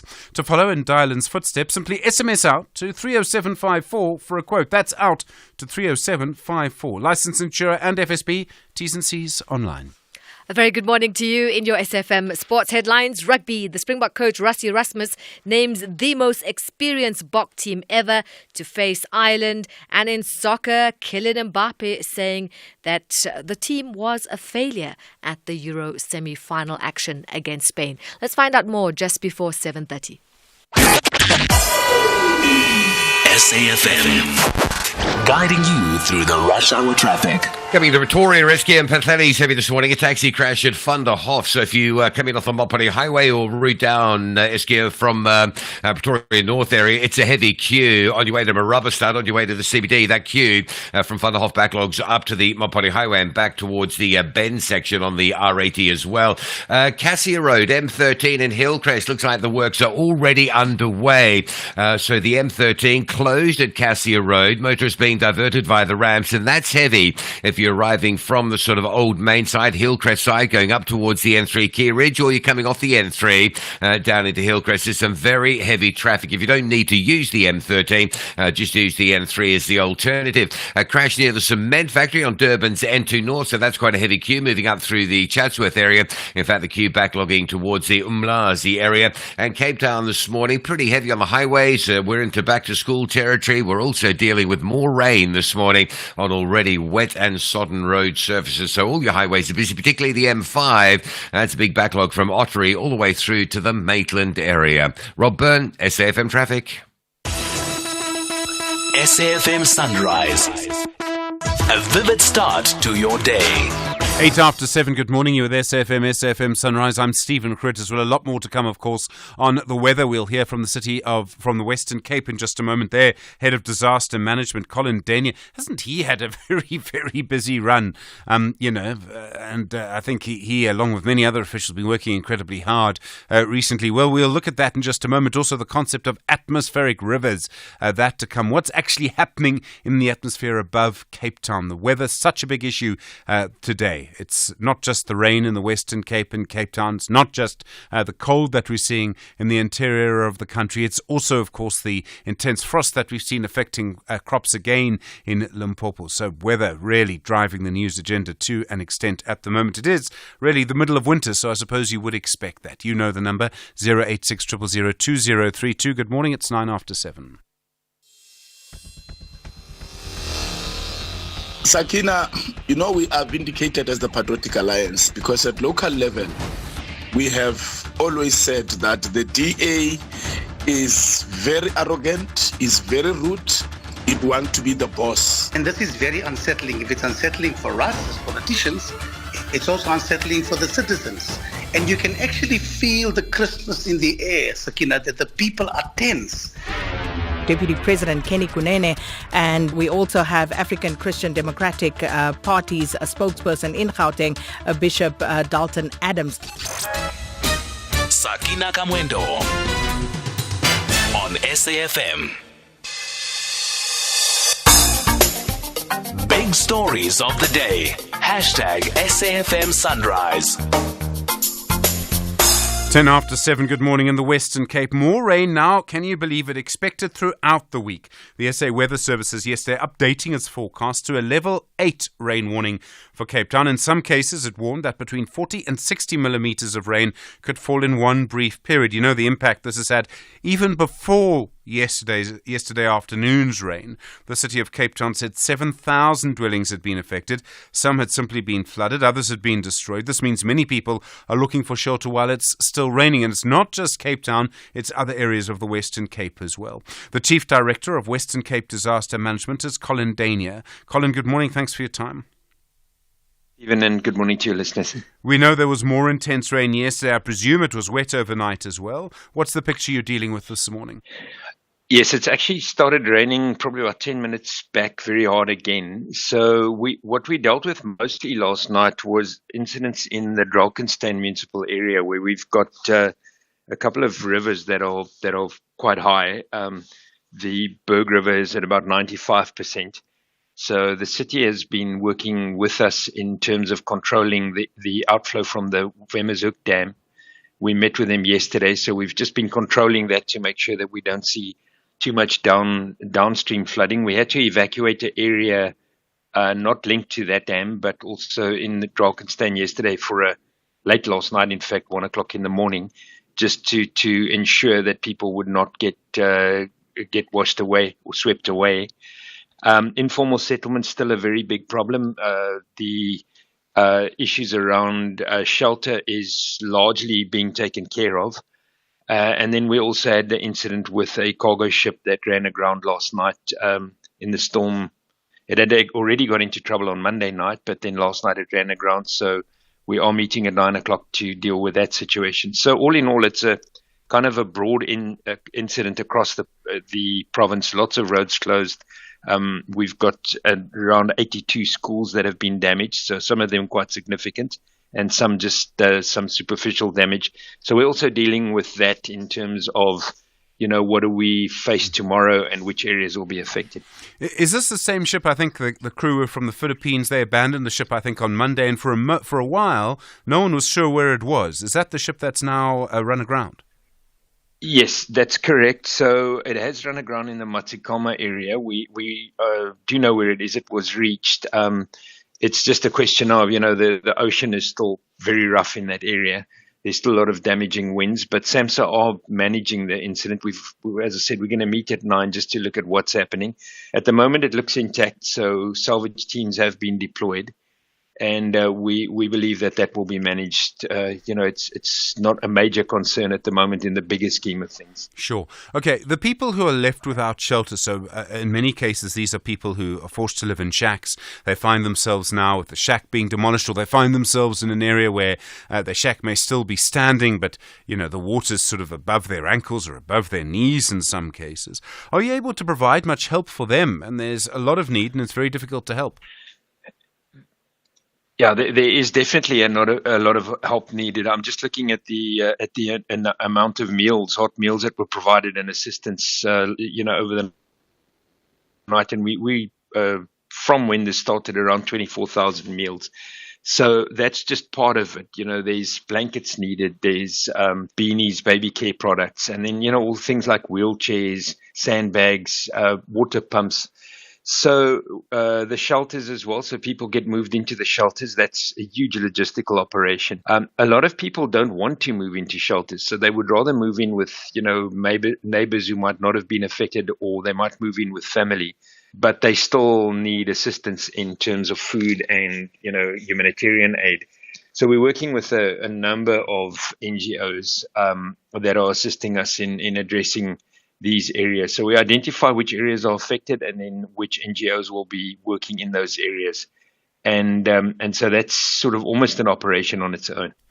More rain expected through the week. And what happens then, as I understand it, is that the ground gets waterlogged, the rivers get higher, the dams might have to release water, otherwise there'll be trouble there. Are you worried that this situation, and in fact I think some more intense rain expected later today and tomorrow, is just going to get worse and worse, and that it's cumulative? It's not just as bad as it was on Monday, it's worse than it was on Monday because it's been raining all that time. Yes, so, I think if you look at the floods that we had earlier this year and the ones we had in June and September last year, we saw massive damage, to roads and bridges and things with storms coming down very quickly. What we're seeing with this is with the continuous cold fronts coming through, we're seeing a lot of rain, but we're not seeing that, massive road damage. Although roads are closed, it's mostly because of flooding and there will be damage. But we're not seeing that, where you're having entire roads washed away and bridges.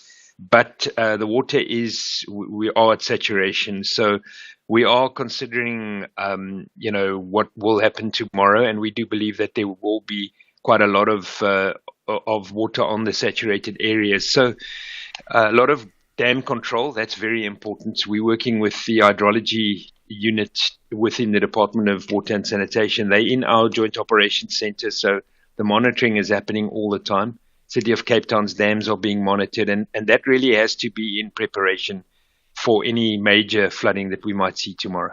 And then, it's probably very hard to prepare any more than you have. To try and warn people and people I'm sure by now know how dangerous the situation is in informal settlements, for example. There's little you can do to prepare for them.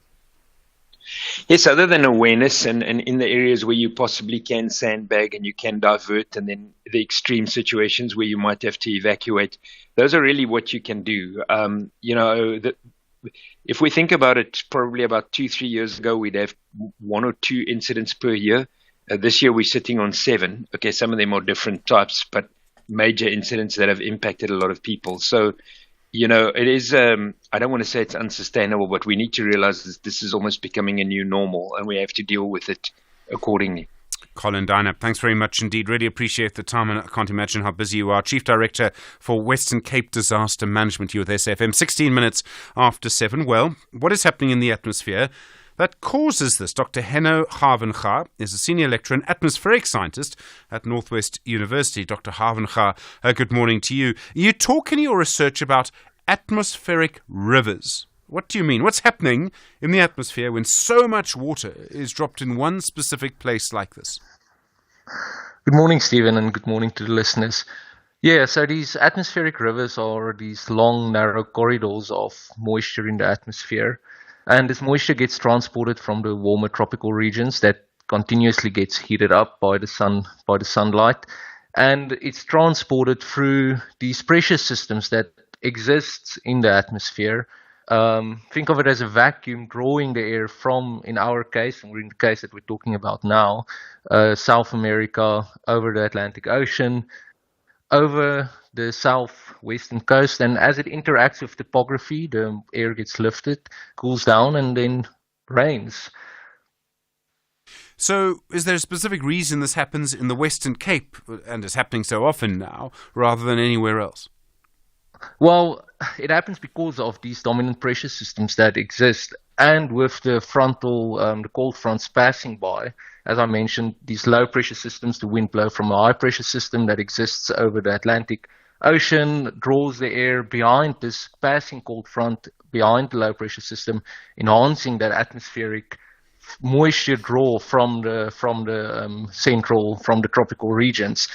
The Western Cape happens because it's unfortunately in these corridors where the westerly waves passes, which draws the moisture from South America in this case. Does the mountain have anything to do with it in Cape Town? I mean, the actual physical, if you look at where the escarpment starts, you go from the high veld to the low veld, etc. Yeah. All of those mountain ranges in that area, and I suppose Table Mountain, does that have an impact?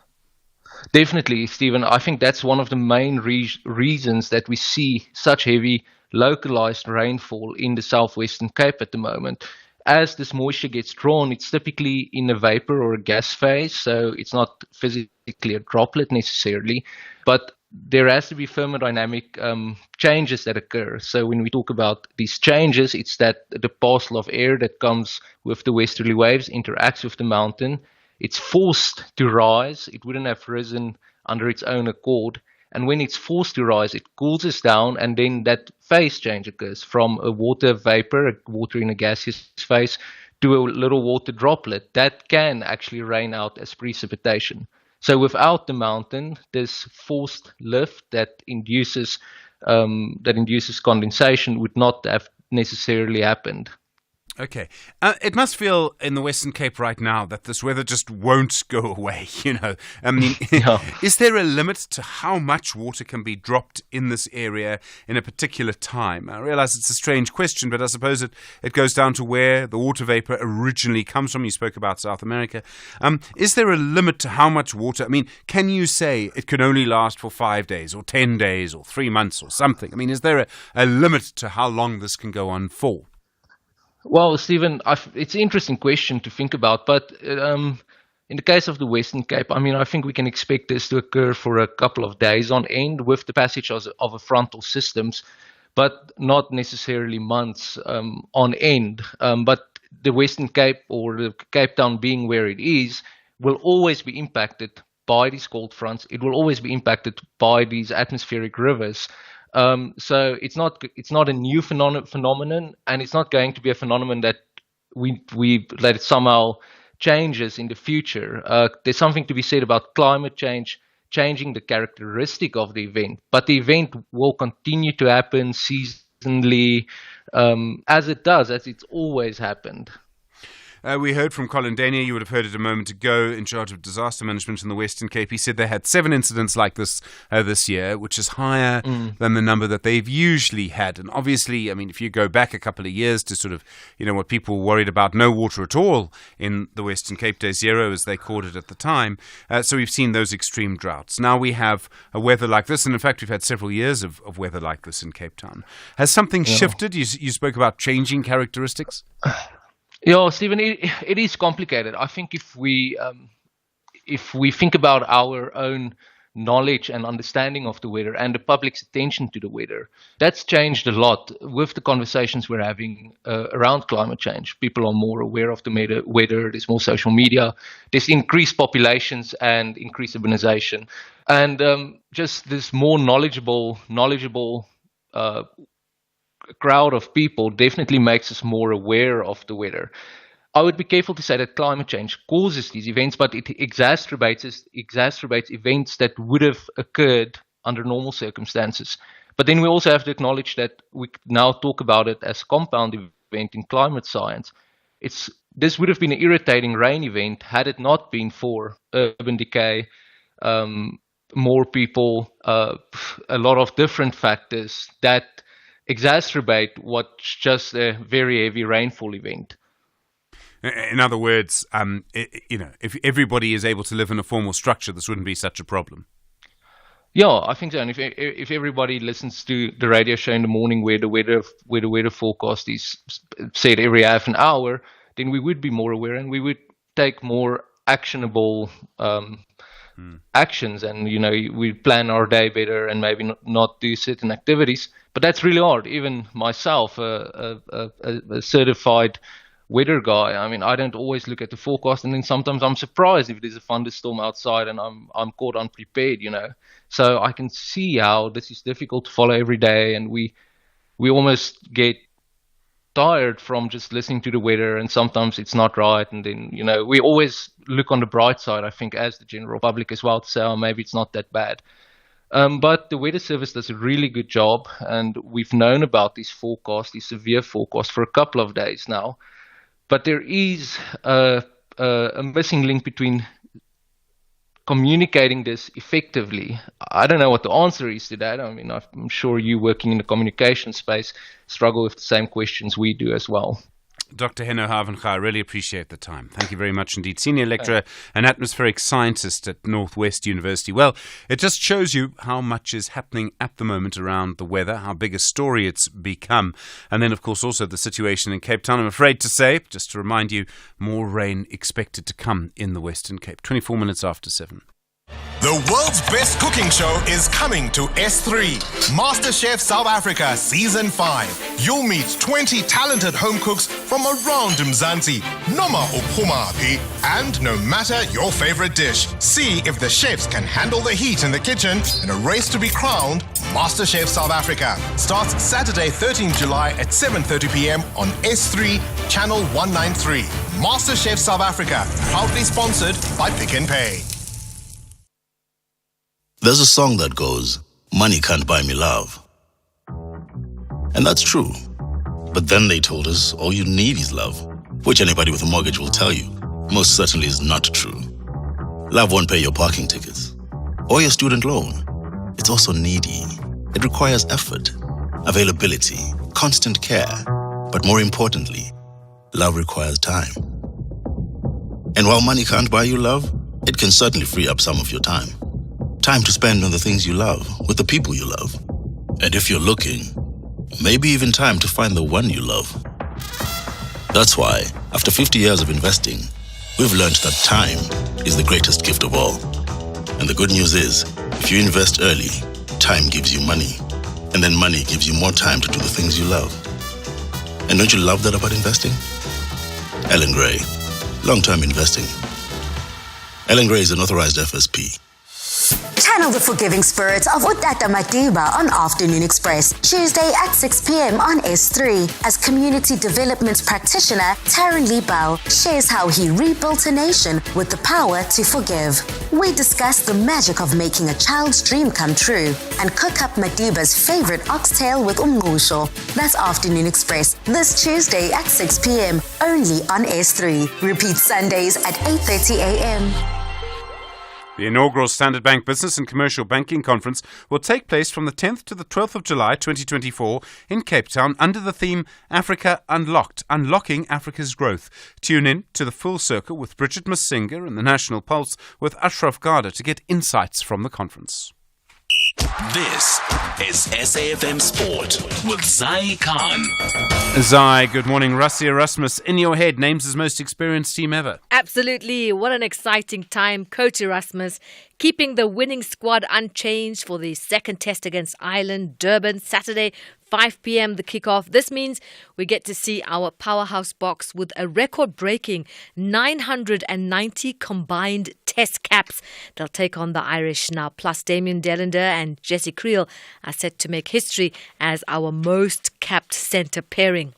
Now, the junior Springboks, they failed to qualify for the Under-20 Championship playoffs for the first time in more than a decade after losing against the tournament favourites England in Athlone last night. 17-12 was the final score.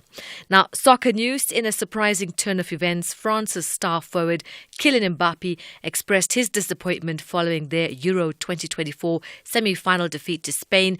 Despite his previous World Cup heroics, Mbappe struggled to make an impact, calling the tournament a failure. He scored only one penalty goal and faced challenges, including playing with a broken nose. Here's what he had to say. Yeah, of course, you're always disappointed when you don't win. I think it's normal, it's human. Like I said in French before, we wanted to win, and now we go home after the semi-final, so it's a disappointment, for sure. On to cricket news, and Indian seamer Pooja Vastreka claimed 4 wickets from 13 balls to help dismiss the Proteas women for 84, wrapping up a comprehensive 10-wicket victory in the third and final Women's T20 International being played in Chennai to level the series at 1-1. In the meantime, India have appointed former opener batter Gautam Gambhir as their new head coach. Gambhir succeeded former teammate Rahul Dravid, who stood down after his contract expired following India's T20 World Cup campaign win. The 42-year-old's most recent role was at the Kolkata Knight Riders, who he led to the Indian Premier League title in May. And finally, tennis action from Wimbledon. Daniel Medvedev overcame a struggling Yannick Sinner to dump the world number 1 out of the tournament in the quarterfinals. He'll next play Carlos Alcaraz in the semi-final. I'm feeling great. A bit tired for sure. Was a tough match, but happy to be in semis again. Tough opponent for me for sure. Just happy. It was a bit up and down match in a way from both sides. I don't know exactly what he had, but I could feel one moment that he was, down physically, and then he was less down. He started playing much better, and just happy to win.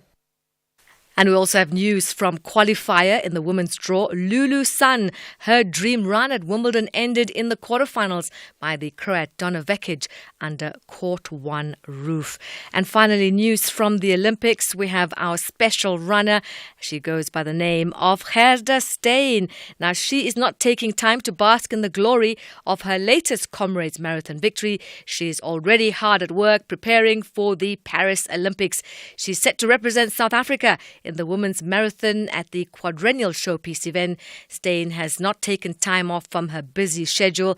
The 34-year-old is now a 3-time Comrades Marathon champion, and she has her 5 Two Ocean Marathon titles, as well as the undisputed queen of SA Ultra Marathons. We'll keep a close eye on her and other sports stories with headlines top of the hour. I'm Zai Khan. Zai, thanks very much indeed. In a moment, the situation around Dr. John Hlope and the Judicial Service Commission. Strong views in lots of directions on that one. Here with SFM leading the conversation, 7:30. Good morning. In the headlines, lobby group Section 27 says former Gauteng Health MEC Qedani Mahlangu, the former mental health director Dr. Magabo Manamela, and head of Precious Angels NGO Ethel Ncube should be held accountable for the Life Esidimeni tragedy. The group says these 3 individuals are responsible for the deaths of more than 140 mentally ill patients. An employee who accused the Mogalakwena local municipality in Limpopo of using some projects to siphon millions of rand is facing a disciplinary hearing.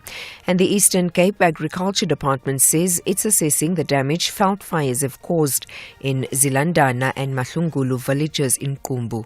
I'll have details on these and other stories at 8. SAFM, guiding you through the rush hour traffic. Still pretty slow coming to Pretoria using Eskom Patlalia. A taxi crash at Van der Hof is the problem, and that traffic backed all the way through towards the Mopani Highway and then back along the highway back towards Bremer Street. So big backlogs there. Also Van der Hof and Moot Street that approach that section of Eskom Patlalia are under pressure trying to get into that traffic here. If you're around Pretoria North, come down on Paul Kruger or Steve Biko, Jan Haynes this morning. Much better options to get through. There's a crash scene on Joburg Gen 3 heading north after Galilee's interchange. So N3, N12 and R24 routes through the interchange are all quite heavily backed up. Lots going on around the Durban area. The M13 is already closed at Cassia Road. That's for bridge works on Cassia Road, and that's some really heavy congestion. The M13 between Old Main at Hillcrest and the N3 Key Ridge, that's heavy. Both the directions. You can get through, but you'll sit in traffic and then just divert via the Rams. Cassia Road badly backed up towards the M13 bridge as well. Crash on the M13 leaving Pinetown near Stapleton Road. Traffic pushing back to Fields Hill. M4 Southern Freeway's got traffic all over it. Northbound at Jacobs. Northbound it gets heavy again from Clarewood up through Billow and Congella. At the same time, a crash on the N2 north near the cement factory causing a delay coming through from the Umlazi area. Cape Town fairly busy as we've been mentioning. The N1 inbound from Plattekloof Hill all the way through to the elevated freeway in the CBD. And there's a broken down vehicle on your way inbound on Hospital Bend. So the N2 behind that pushing back towards Robert Sobukwe just after the airports where you'll pick up that queue. Rob Byrne, SAFM Traffic. The business update on SAFM. Intaleng Lechele, morning again. How are the markets? Kicking things off in Asia, those markets gaining momentum as they traded mostly higher, but Japanese markets moving away from that record high. It hit at the beginning of the week. With that, the Japanese Nikkei is up 0.17%, and the China's Shanghai index losing 0.4%. In Wall Street, futures are mixed. This, of course, as there's uncertainty ahead of the release of the US CPI print. Back at home, sentiment is sour, with the JSE's rally losing steam, currently trading at 0.2%. That's the all share, and that loss was fueled by a 0.25% decline in the financials. And the rand still upbeat, taking cues from global factors.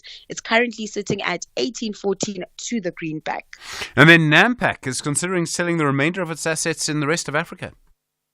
That's right, Stephen. And this comes after it made way with the sale of its Nigerian and a SA Cartons unit earlier this year. It seems like Nampak is now considering selling its Zimbabwean and Angolan assets. This, of course, is in line with the company's disposal program, in which it's ditching all its non-core assets in attempt to reduce its debt. At the beginning of the year, its debt pile sat at just over 5 billion rand, but by its interim period, the group had paid out 243 million rand, and it's awaiting 1.25 billion and a 450 million rands from the proceeds of the Nigerian and SA Cartons sale. Now, Nampak found itself in this position because it dismally failed to execute its rest of Africa plan, as those environments proved to be difficult to operate in on the back of currency woes.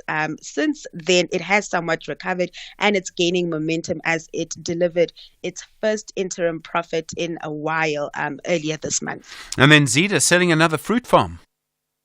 Another sale is on the cards this time around. As you mentioned, it's Zeda. The agri-business focused investment holding company signed a 190 million rand deal to sell Applethwaite farming business, one of its main farming production units, to Vredehoof Bellegent.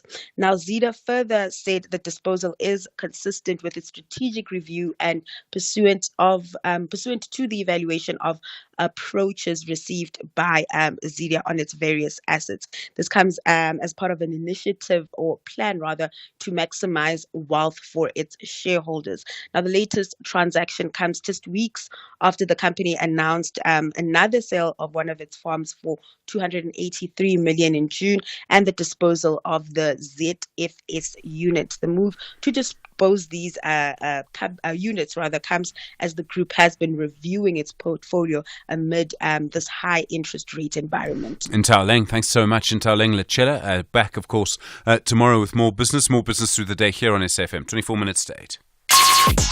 Call us on 086 000 2032. Lots of calls, of course, around the electricity situation. First, Moses in Bramley on Dr. John Hlope. Moses, should he be on the Judicial Service Commission? No. It's a big no, Stephen.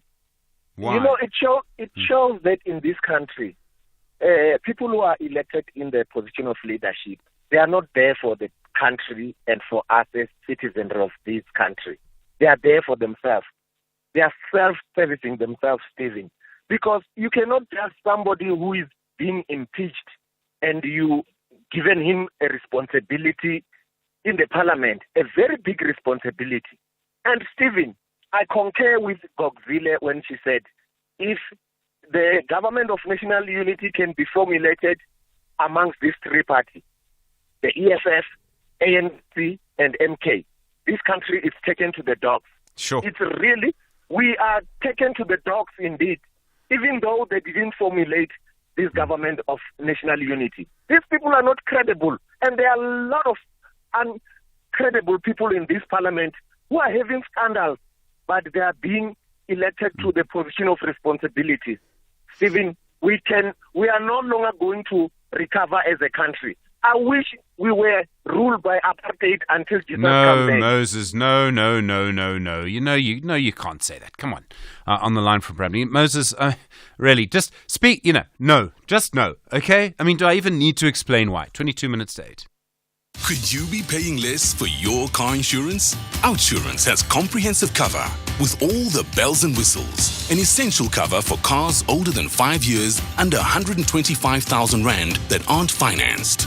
I am Flip. I'm from Vredendal. I'm 54 years old. I'm only paid 267 Rand for my 2005 Ford Ranger from Outsurance Essential. Whether you choose comprehensive or essential cover, Outsurance will make sure you don't pay more than you have to for car insurance. SMS out to 30754 now. Even if you just save a few hundred rands a month, it could add up to thousands a year. Hi, I'm Lorraine. I'm 31 from Durbanville. I pay 770 Rand a month for my 2023 Toyota Corolla Cross from Outsurance Comprehensive. Do it now. Go to outsurance.co.za for a 10-minute quote that could save you thousands. Licensed insurer and FSP. T's and C's online. The inaugural Standard Bank Business and Commercial Banking Conference will take place from 10 to 12 July 2024 in Cape Town under the theme Africa Unlocked, Unlocking Africa's Growth. Tune in to the Full Circle with Bridget Masinga and the National Pulse with Ashraf Garda to get insights from the conference. SAFM, leading the conversations that move us. In the heart of darkness, a beacon of light emerges. A brand new season is coming your way with your 2024 Miss South Africa Top 30. Hosted by our reigning queen, Miss South Africa, we embark on a transformative journey. Join us for the spectacular new season of Crown Chasers. Crown Chasers is back. Starts 29 June at 8:30 p.m. only on S3 Open Up. Across South Africa, online and on radio. SAFM, let's talk. 20 minutes to 8 the time. Confirmation yesterday from Parliament that Dr. John Hlope will now represent Mkhonto we Sizwe in the Judicial Service Commission, despite being the first ever person to be impeached as a judge in our democratic history. In other words, a person found by the Judicial Service Commission to be guilty of misconduct is now a member of the Judicial Service Commission. It is a parliamentary convention, as I understand it, that parties do not oppose each other's nominations to the JSE, but the DA did oppose Hlope's nomination. However, the ANC did not oppose it, which means that he was appointed to the post. The EFF and MK and the Black Lawyers Association have all supported Hlope's position on the JSE. As you know, many other groups oppose it. We start this morning with Ndumiseni Ntuli, the Chief Whip of the ANC in the National Assembly. Ndumiseni, good morning and thank you for your time this morning. Good morning, Steve, and good morning to the listeners of SAFM, and thank you very much for having us on your show. Earlier this year, your MPs voted one by one in the National Assembly to impeach John Hlope as a judge. Why did you not oppose his appointment to the JSE just yesterday? Let me just give the perspective of the ANC on this matter. You are quite right that during the sixth administration, the ANC participated in the removal of Hlope as a judge. And we have no regret about having taken that decision as the African National Congress. The real and the fundamental issue is that the discontent about Hlope's validity, about his involvement in the JSC as raised by the DA has some level of validity, in a sense that, as you are saying, this is a new member of parliament who recently was a judge who was impeached through the process that was led by the very same parliament. But the real issue that is the ANC we've had to contend with yesterday, which we want the South African public to understand fully, is that here is now a former judge who comes in as a member of a political party who, in terms of the Constitution of the Republic and the laws of Parliament, is eligible to be a member of Parliament, first and foremost.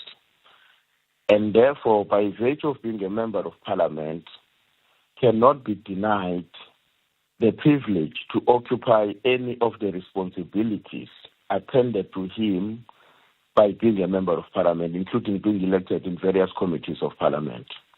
So the issue that we raised as the ANC yesterday was that we've got to accept the fact that there is a lacuna in the law of the Republic. And these are matters that you can't address on the basis of morality or ethics. In a situation of a person who's insolvent or can't handle their finances and declared by law to such, that person would never even be discussed about his or her suitability to occupy any responsibility that has to do with handling the finances of the Republic of South Africa. But in this case of an impeached judge, the law doesn't prescribe that such a judge does not qualify to be a member of Parliament. So our view as the ANC was that we can't make law on the basis of a situation of a particular individual.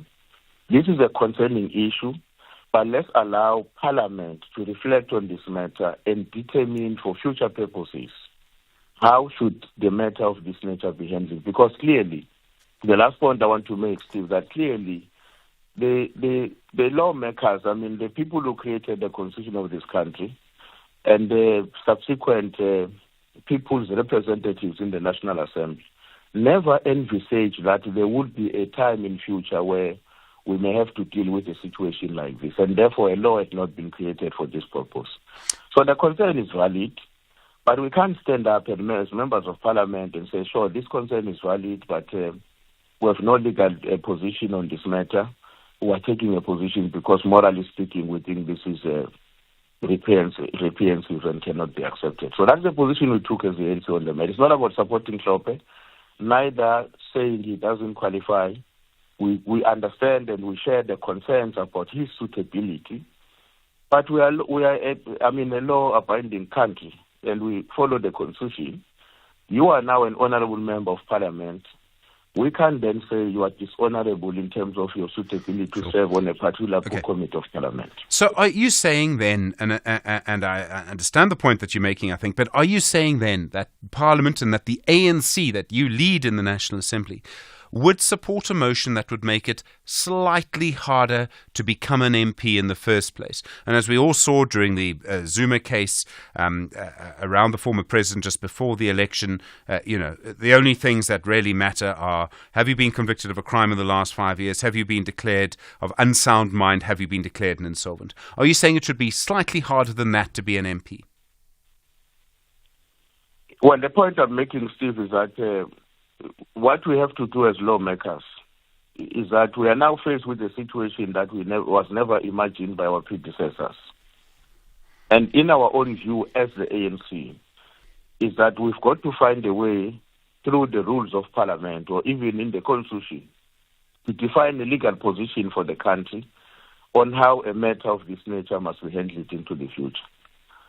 But we are saying that while we have not addressed that lacuna in our legal position as a country and as Parliament, what basis will you stand up and say, we did not want you to be a judge, which correctly is a position we took as the ANC.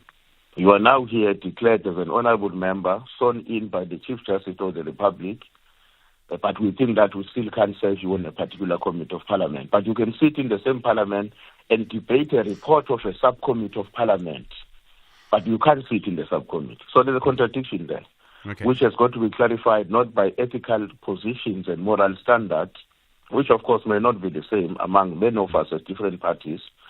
It has to be clarified by the law. because as people's representatives, we have a responsibility to set up the legal position of the country which allows problems of this nature to be averted in the future. Just very quickly, there is another issue at the moment. There's a report in Business Day this morning that the leader of Rise Mzansi, Songezo Zibi, might be the new chair of the Standing Committee on Public Accounts as the ANC.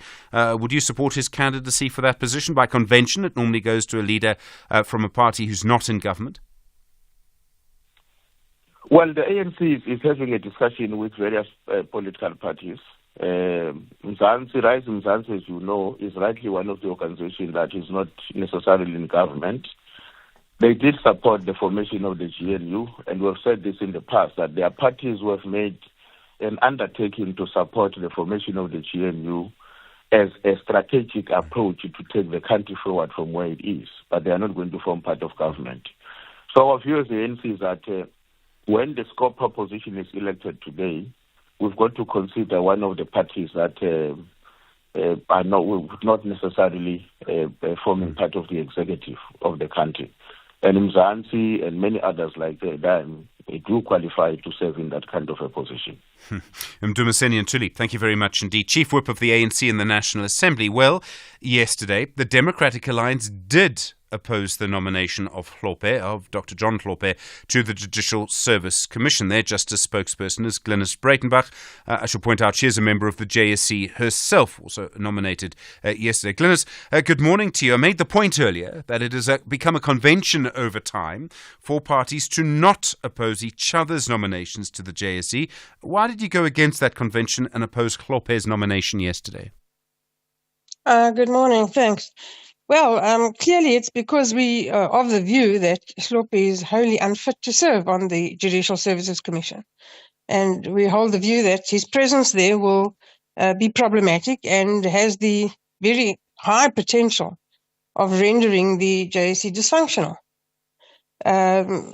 He was found by the Conduct Committee of the JSC and then by the JSC itself of being guilty of gross misconduct. Such dishonourable conduct that he was eventually impeached by Parliament, and therefore is not fit and proper to occupy a position on the bench in this country. For him now to be nominated to the JSC means that he who is not fit to sit on the bench is going to sit in judgment of people who aspire to sit on the bench. The situation is untenable, and I listened carefully to what Mdu said, and it's a very roundabout way of using semantics to get around an issue. The fact of the matter is that Parliament, the National Assembly, is expected by law to act in a fashion that is both rational and reasonable. And there are many decided cases that have admonished us in the past for not being rational and reasonable and not fully applying our minds. And so on each matter, on the merits of each matter, the Parliament is expected to apply its mind. And so as long as parties nominate people that are fit and proper, then of course you can't have an objection, and there is the convention that they should be allowed to nominate who they. But when a party like MK goes beyond the pale and nominates somebody like Hlope to sit in the JSC, well then rationality and reasonableness require you to object, which is what we did. There are several groups who it seems may go to court on this. Would you join them in doing that? I'm not sure whether the DA will join them. That decision hasn't been taken as far as I'm aware, but I would certainly applaud them. Glynis Breitenbach, thank you. Member of the Judicial Service Commission herself, a Justice spokesperson for the Democratic Alliance, or certainly was. Things have changed all quite quickly and things are still being sorted out in Parliament. Well, look, strong views, as you would expect, around Dr. John Hlope. I made the point earlier that the EFF, MK, of course, and the Black Lawyers Association all supporting his nomination to the Judicial Service Commission. 9 minutes now to 8. SAFM, guiding you through the rush hour traffic. Very good morning. Heads up if you're driving through Buccleuch on the M1 North or the N3 North to connect through to the N1 Midrand. Just expect some queues on those highway approaches. Accident involving a taxi earlier this morning on Eskom Pathlele near Funhof. Looks like it's being cleared. Traffic in towards Central Pretoria is busy along that route, but it's a different traffic pattern now. It looks like the traffic has all been released en masse at the same time to arrive into Marabastad. Here's a very important announcement. If you're driving the M13 route, we were originally told the bridge works would close the M13 at Cassia Road from 9 o'clock until 3. Yesterday, that time was brought forward till 5 a.m. in the morning. So the M13 is already closed at Cassia Road, and it's causing enormous big backlogs of traffic, basically from Hillcrest Old Main Road out towards the N3 and from the N3 down to Hillcrest. It's a heavy mess. Cassia Road is very badly backed up through that area as well. Just avoid it. Use the N3 where possible to do so. Should be reopened about 3 p.m. today. Staying in Durban, the M13's heavy. Bottom of Fields Hill down to a crash at Stapleton Road. If you're heading towards the N3, it's really bad. And big delays on the M4 Southern Freeway. Queues at Jacobs, and then more queues from Clarewood, Rossborough, all the way through to the city centre. There's also a crash on the N2 North near the cement factory, still causing a delay coming through from the Chatsworth area this morning. Just outside Cape Town, Paarl looks very busy, unusually busy in the central Paarl area. The N1 into town is slow from Plattekloof Hill right through the elevated freeway section this morning, and Marine Drive is backed up from Bayside Mall in Tableview through to Racecourse Road in the Milnerton area. Rob Byrne, SAFM Traffic. Things people wish they knew about being parents and parenting. And some of the messages that we got were, listen, nobody told me that this is such an expensive exercise. Yeah, very true, very true. So I think actually for us, I think as a nation, savings is something that's very, very difficult for a lot of people. And take into consideration all the things that are happening in the markets with the interest rates and all the inflation coming into play. And also another thing, I think savings is a skill we need to master from a very, very young age. Just like that, with parents coming in, is that someone needs to tell you that kids are kind of expensive to bring onto earth and everything. So I think that's where conversation starts there, is that education around finances. Musa Ngumalo, who's with Imbewu Financials. The Full Circle with Bridget Masinga, Monday to Friday, 1 to 3 p.m. Conversations that you connect with and react to. SAFM. 6 minutes to 8 the time. Your view on the Dr. John Hlope affair, Dr. 086 000 2032. Well, one of the groups which has also opposed Hlope's appointment to the Judicial Service Commission is Judges Matter. Mbekazeli Benjamin is from Judges Matter. Mbekazeli, good afternoon, good morning to you. You say he should not sit on the Judicial Service Commission. Is there any legal reason at this point why Hlope cannot be there? Good morning, Stephen. Good morning to the listeners. No, there isn't any legal reason why he shouldn't be there. But for us, we were not taking it from only a legal perspective. We were not looking at individuals as well. We were looking at principle, which says that for anyone who is appointed to the Judicial Service Commission and the Magistrates Commission, those people need to be ethical. They need to have integrity, because a key part of their responsibility will be looking at the ethics and integrity of lawyers and whether they are suitable to become judges or magistrates in our courts. So that for us was the key principle, and that is also why we asked Parliament not to put forward the name of Dr. John Hlope and Miss Faith Mutambi for the Magistrates Commission, because we were worried about the integrity issues and how this will impact the credibility of both commissions. Are you going to go to court on this issue now? Well, as an organization, we are still in discussion, but there are other organizations that have sort of gone ahead. Freedom Under Law has indicated that they will take it to court, and one of the key arguments that they will argue is that Parliament acted irrationally by putting forward someone who has been found to have breached the rules of conduct to then be responsible for selecting the conduct, so judging the conduct of others. The argument is that Section 165 of the Constitution says that Parliament must act to protect the dignity, accessibility, and independence of the courts. And by putting someone who has been found to be unethical, that breaches that constitutional provision. Mbekiseli Benjamin, thank you, Research and Advocacy Officer at Judges Matter. All right, your view now. Lee on the line from Cape Town. John Hlope, should he be on the JSE? Hi, Stephen. Basically, I don't know whether he should be or shouldn't be. But what I find very disturbing is the hypocrisy. Advocate Gleitenbach, who is just on the line right now, she herself has been a subject of very, grotesque accusations. But there was no finding against her, Lee. I mean, and isn't that the difference? There was no finding against her. But is it that there was no finding because a judgment was made that she's innocent, or there was no finding because the matter couldn't proceed due to technicality? No, I mean, Lee, if you go back to the history of all of that case, I mean, that surely is the difference. But at the end of the day, you are talking about integrity, right? Yeah. Both of these individuals, their integrity is questionable. You can't tell me that, you can't, if ever you read all the accusations that were leveled against her, and the only way that her integrity can be restored in my eyes is if you tell me that the findings found her to be innocent and that she wasn't guilty of the things that she's been accused of.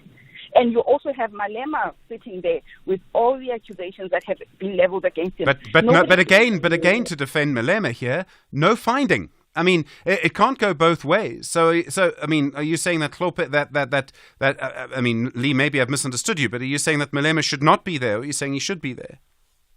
My point, what I'm saying is, in all of this, we're talking about character, right? Morality, because there is no legal basis for all of this. There's no legal basis. Everybody's sounding about morality. My morals say that Gleitenbach shouldn't be there. My ethics say that Malema shouldn't be there. Right? Thank you, Lee. Okay, I appreciate that. Interesting.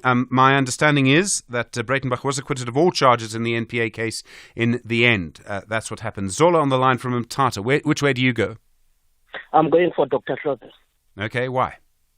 Yes. You see, one thing that I'm being puzzled is the fact that who is Hlope first and foremost? We know that is someone who is having a PhD, not only from the universities in South Africa, but from Cambridge. From Cambridge, yeah.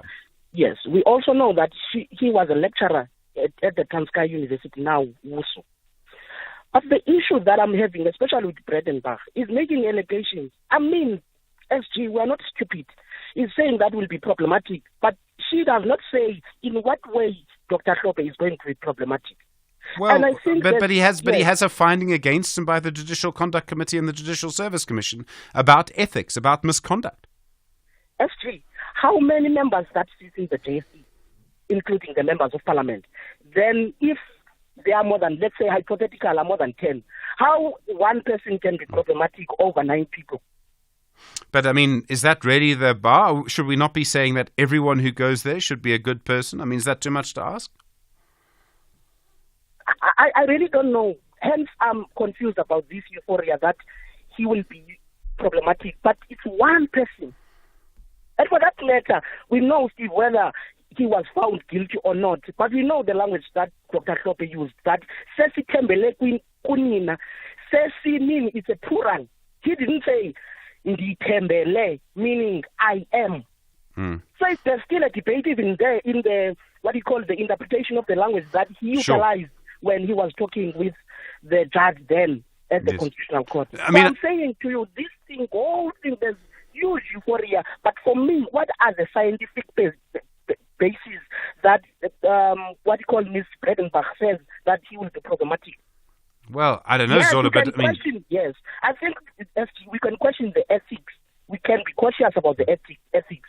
But I think it's too extreme to say that the person will be problematic. Maybe over 11 people. I don't know how many members that constitute the JSE. All right, Zola on the line from Mthatha. We'll have to leave it there. You're with SFM leading the conversation, 8 o'clock.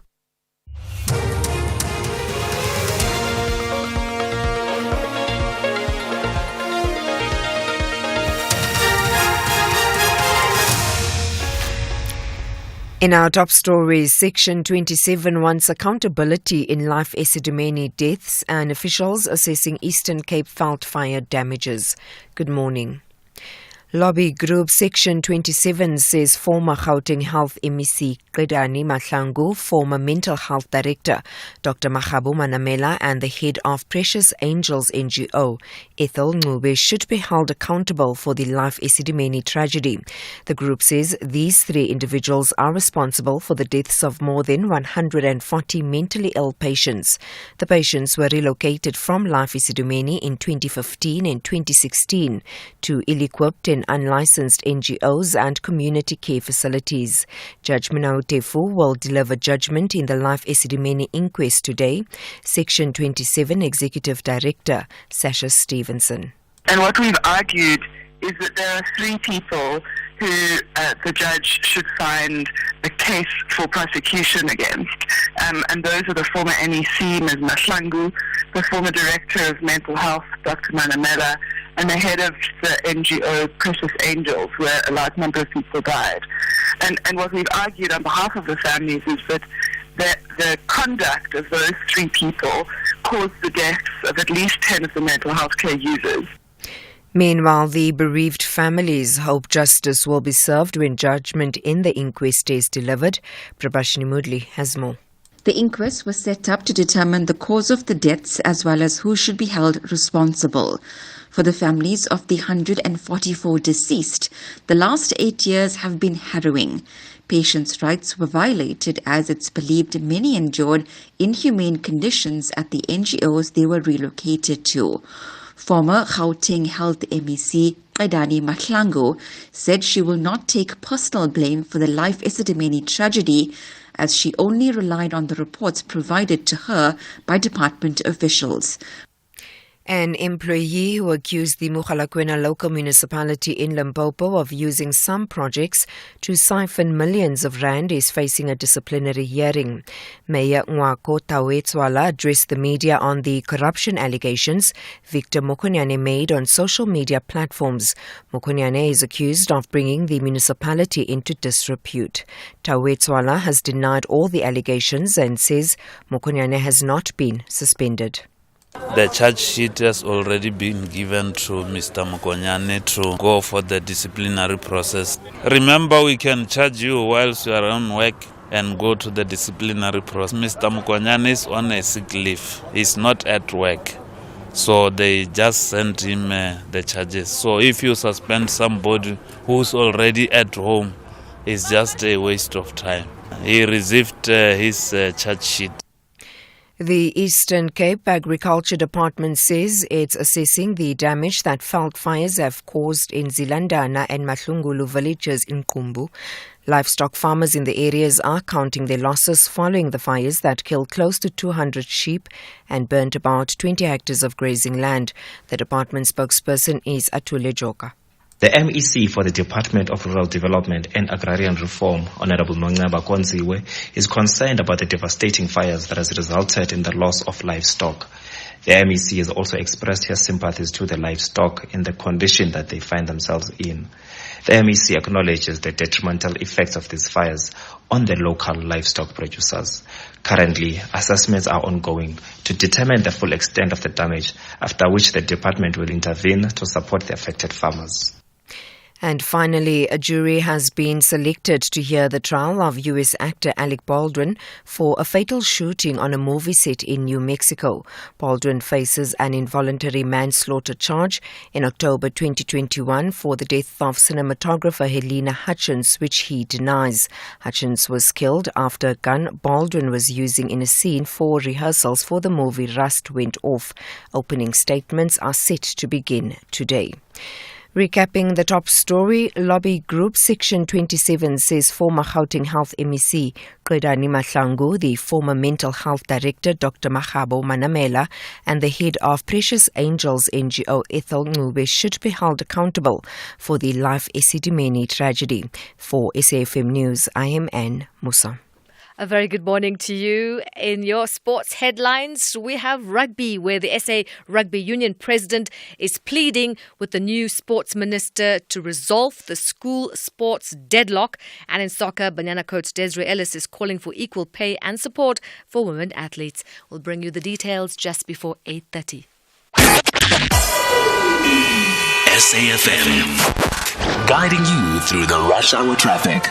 If you're leaving Benoni on your way to Joburg this morning, the N12 is heavy now. There's been a crash scene just after the Atlas Road exit, so between Atlas and Rondebolt Road, and that's pushed traffic right back to sort of Snake Road territory and looking pretty heavy. Crash after Galuli's interchange. All lanes are open, but there are some delays up the N3 as well as the N12 and R24 routes coming in from the Ekurhuleni side. Durban's a bit of a mess this morning. Got a breakdown on the M4 inbound before Victoria Embankment and a crash further back at Jacob. So the M4 is effectively full of traffic from the N2 all the way through to the city centre. Nearby the N2 north at the cement factory, there's the collision scene. So the N2 coming up from Umlazi is busy. The M13 through Pinetown, a crash at Stapleton Road. Traffic backlogging from the bottom of Fields Hill. And avoid the mess that is the M13 out at Hillcrest. The road is closed until 3 p.m. today for bridge works at Cassia Road. Both the M13 and Cassia Road routes are under some real stress. So just avoid that. Use the N3 as your local alternative around that one. And Cape Town just generally busy. Four Trekker Road at the Jake Scoville Drive junction in Goodwood, very slow going there, and a whole pile of pressure on the N1 inbound through the rain this morning from Plattercliff right through the elevated freeway and the CBD area. Rob Byrne, SAFM Traffic. SAFM Sunrise, a vivid start to your day.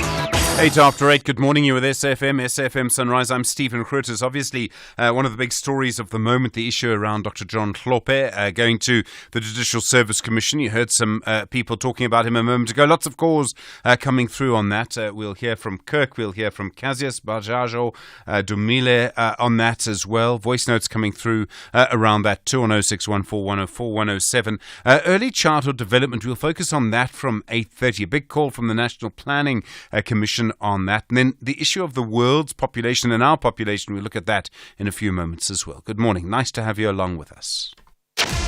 The National Pulse. There's been widespread confirmations from other places, not from the DA officially, that in fact the DA accept the fact that now that they will not be part of the province of Gauteng's executive.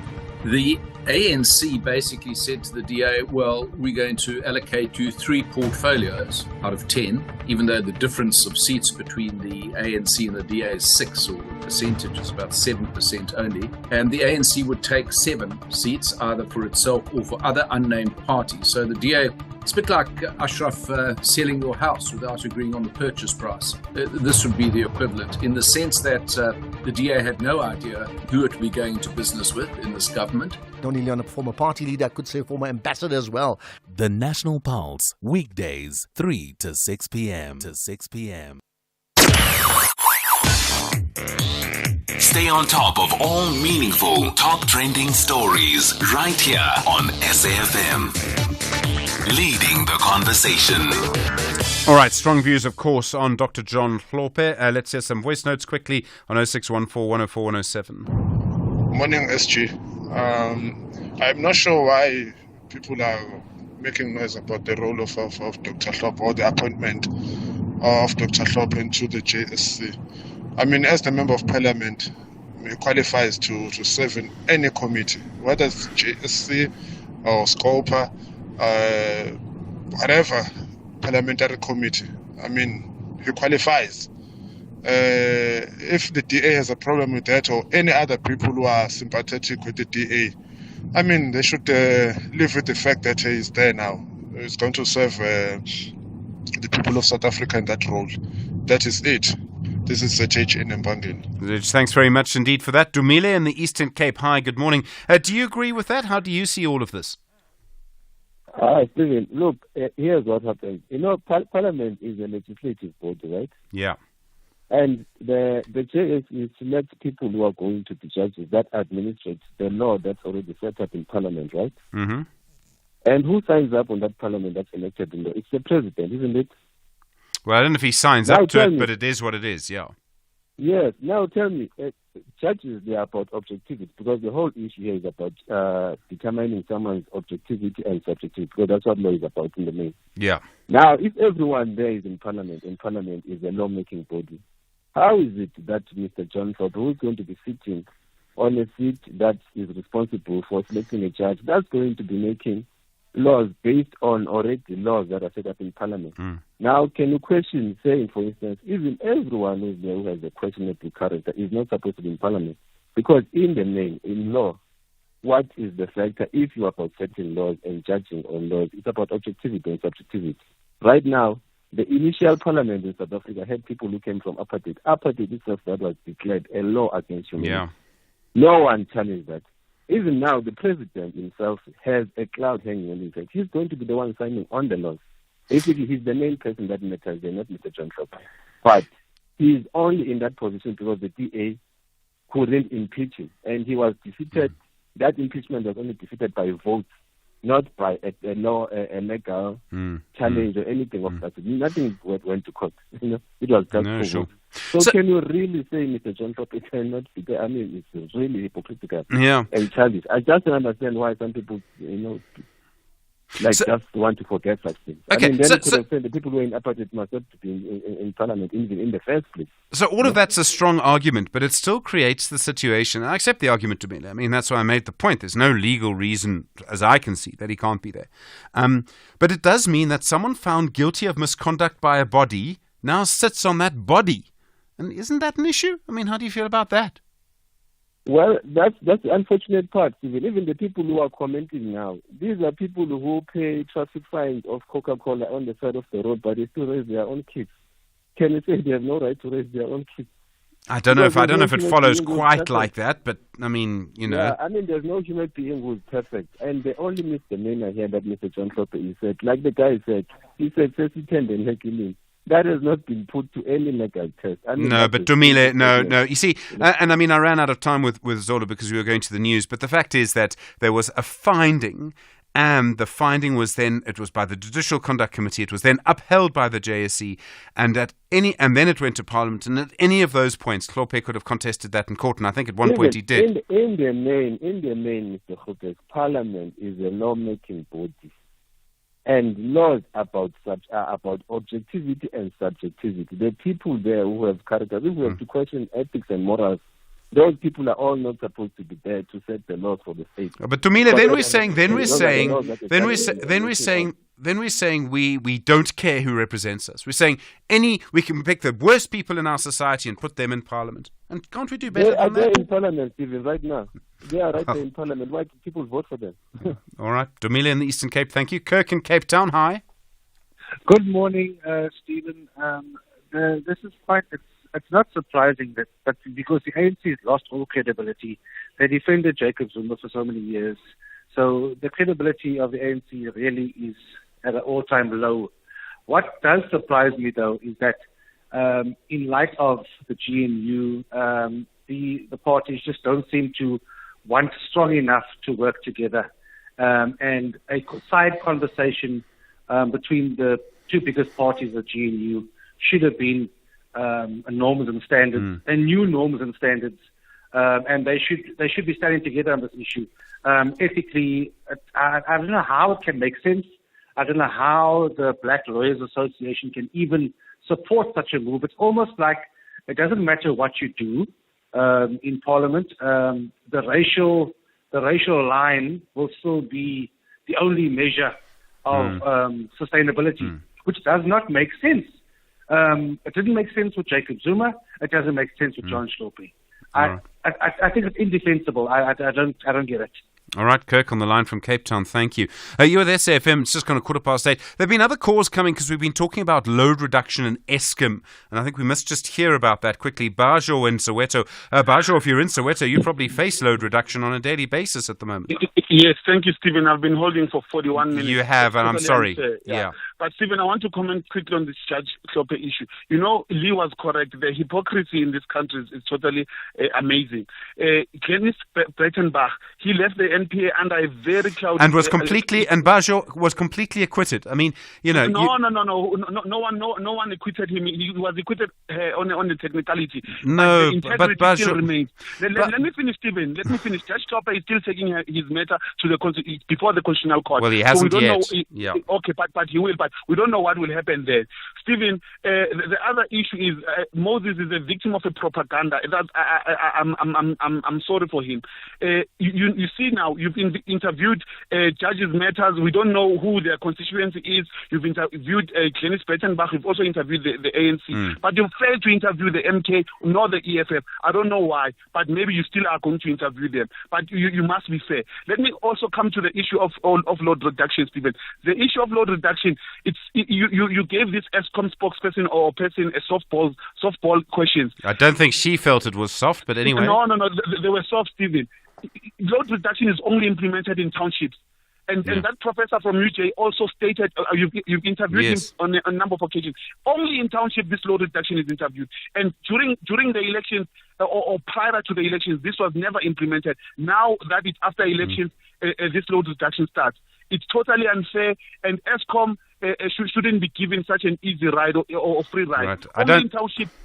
And this load reduction is implemented, and in many suburban areas, people do bypass their meters, and I have examples of those. Stephen, I know there are those examples. All right, Bajo, we have heard you. I disagree that it was soft, but you're welcome to your view, and that's kind of the whole point of the program, really. Cassius and Mangaung, hi. Also, electricity. Cassius, good morning. Are you with us? All right, Cassius, you had been on hold for a long time, so I do want to give you the opportunity to talk, but you might have given up, and I don't blame you for it, I'm afraid. One of the other big issues this morning around the super fans and the funding to them has been cut by the new Minister of Sport, Arts and Culture, Gayton McKenzie. Khojani and Kroonstad, hi, good morning. Good morning, Steve. How are you? Yeah, I'm well. Go for it. Just a quick one before I get into that. I think this Dr. Hlope's matter must be argued based on the law, not on the emotions of the individuals. And I think the media seems to be agreeing with a lot of people that John Hlope is unethical without even following the law. That said, I'm amazed of what Mr. McKenzie is doing. You know, he's very fast in his actions, but this idea of stopping the sponsorship of these super fans, I don't know. I think it was based on good faith. I know it's our taxpayers' money, but was it really, really necessary based on the fact that it was based on good faith? It was, these guys were supporting the Sporting and everybody was going after them. Was it really necessary? Was it that much money that he had to calculate? Okay, but Khojani, why should you and I, as people who pay tax, every time you have a transaction and VAT is taken off your money, right? Why should we pay for someone to go to France to watch rugby? I just want to find out, was his decision based on the complaints of the people, or was just the decision that he made because he's a minister? If it was based on the reasons of the people that they are not supposed to do this is our taxpayers' money, then I would understand. Okay, but let me ask you as a principle, should taxpayers' money be used to send someone to go and watch rugby? Well, I'm saying it was based on good faith. Yeah, but you're still not answering the question, Khojani. Maybe deliberately. No, you should work for Eskom. I know you want to put me on the corner to say. Yes. No, it was based on the good faith, and I understand. There are a lot of people in the government who are using lots and lots of money, millions of money for unnecessary things. These 2 or these 3 individuals supporting Sporting codes and... It was 1.3 million rand. Based on the good faith. Yeah, it was 1.3 million rand. Khojani and Kroonstad, thank you. It's an interesting point. Becky Temba in Mpumalanga on Hlope, hi. How are you, sir? I'm well, sir. Go for it. Thank you so much. My concern is that there is a saying that there is nothing about us without us. Yeah. And my point of departure is that for you, SJ, to arrive to a conclusive decision, and for us as well to comment radically and clear as far as this matter is concerned and fairly, you should have called the MK party, even the EFF, for interview, to get from them. For the matter, if possible, call Dr. John Hlope himself. That how do you feel about this matter being raised by EDA? As far as I know, he himself has done no interviews that I'm aware of since, he did an interview, he spoke to journalists when he was appointed as chief whip. I'm not aware of him doing interviews since then. And in terms of the political parties, yeah, sure, absolutely. We should hear from them, and I'm sure other people on SAFM will. We produce the show that we can at the time. And Becky Tembe, you're correct. I'm happy to hear from them. If no one else speaks to them during the course of the day, and I'm looking at Melissa as I say this, I think that we will try and hear from them tomorrow. I did mention, and I was very careful to mention, that they supported it so that the audience knew that. Yeah, what I would like to say is that one has to take into cognizance that it takes a lot for a person to be a member of parliament. And at the end of the day, there is no party that will dictate. It can be MK, it can be ANC, whoever, if ever, let's say, EDA wants John Steenhuisen to be the member, to represent him in whatever way in Parliament. But why is the DA always raising matters of morals, whereas there are a number of people within Parliament who are serving in committees that has got issues of morals and so on? No. The country's direction will never be swayed based on morals, but it must be swayed according to the law, because Parliament has been given... One informs the other, Becky Tembe. I think anyone is allowed to say,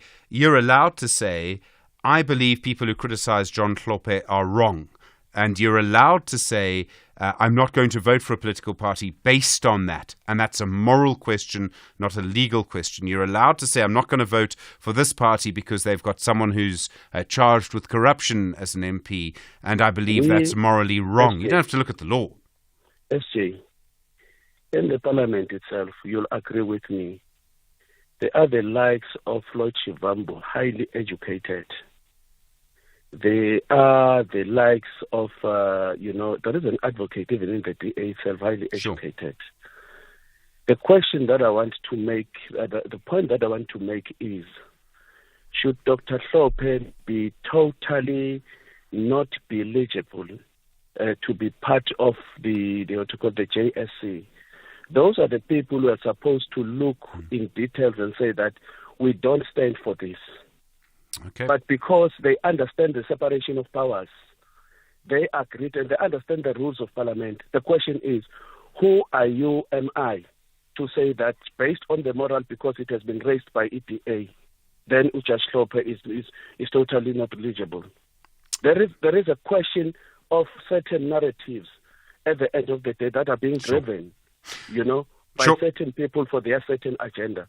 Okay. And I say, they must leave Judge Hlope alone, and he must serve in that committee because they've got all the credentials as far as the rules of Parliament is concerned. Okay, Tembe, we have heard you there, and I do have to move on, but we have heard you, and it's a very strong point that you make. Thank you. On the line from Mpumalanga, 24 minutes after 8. The Science of Life on SAFM. Well, today is World Population Day, and there's some suggestions that a growing world population can threaten food security and the supply of water. Jessica Munsami is head of quality at Danone, South Africa. Jessica, good morning. Good morning, Stefan. Is a rising population a problem? Does it matter if our population or the world's population is rising? Yes, indeed it does.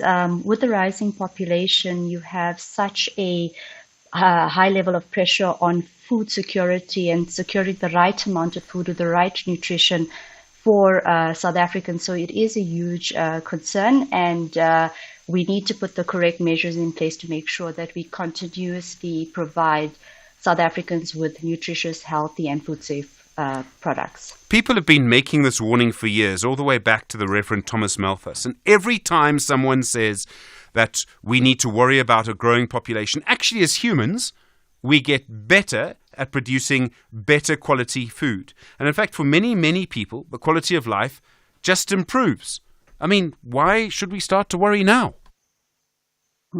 So you've got a really great point, Stefan, and I think it's very important to note that you are correct in saying this, because we've got great industries that have had over 100 years of experience in, quality food safety, but with, the climate change and the differences in nature, the sourcing, urbanization, you have different risks that come into play.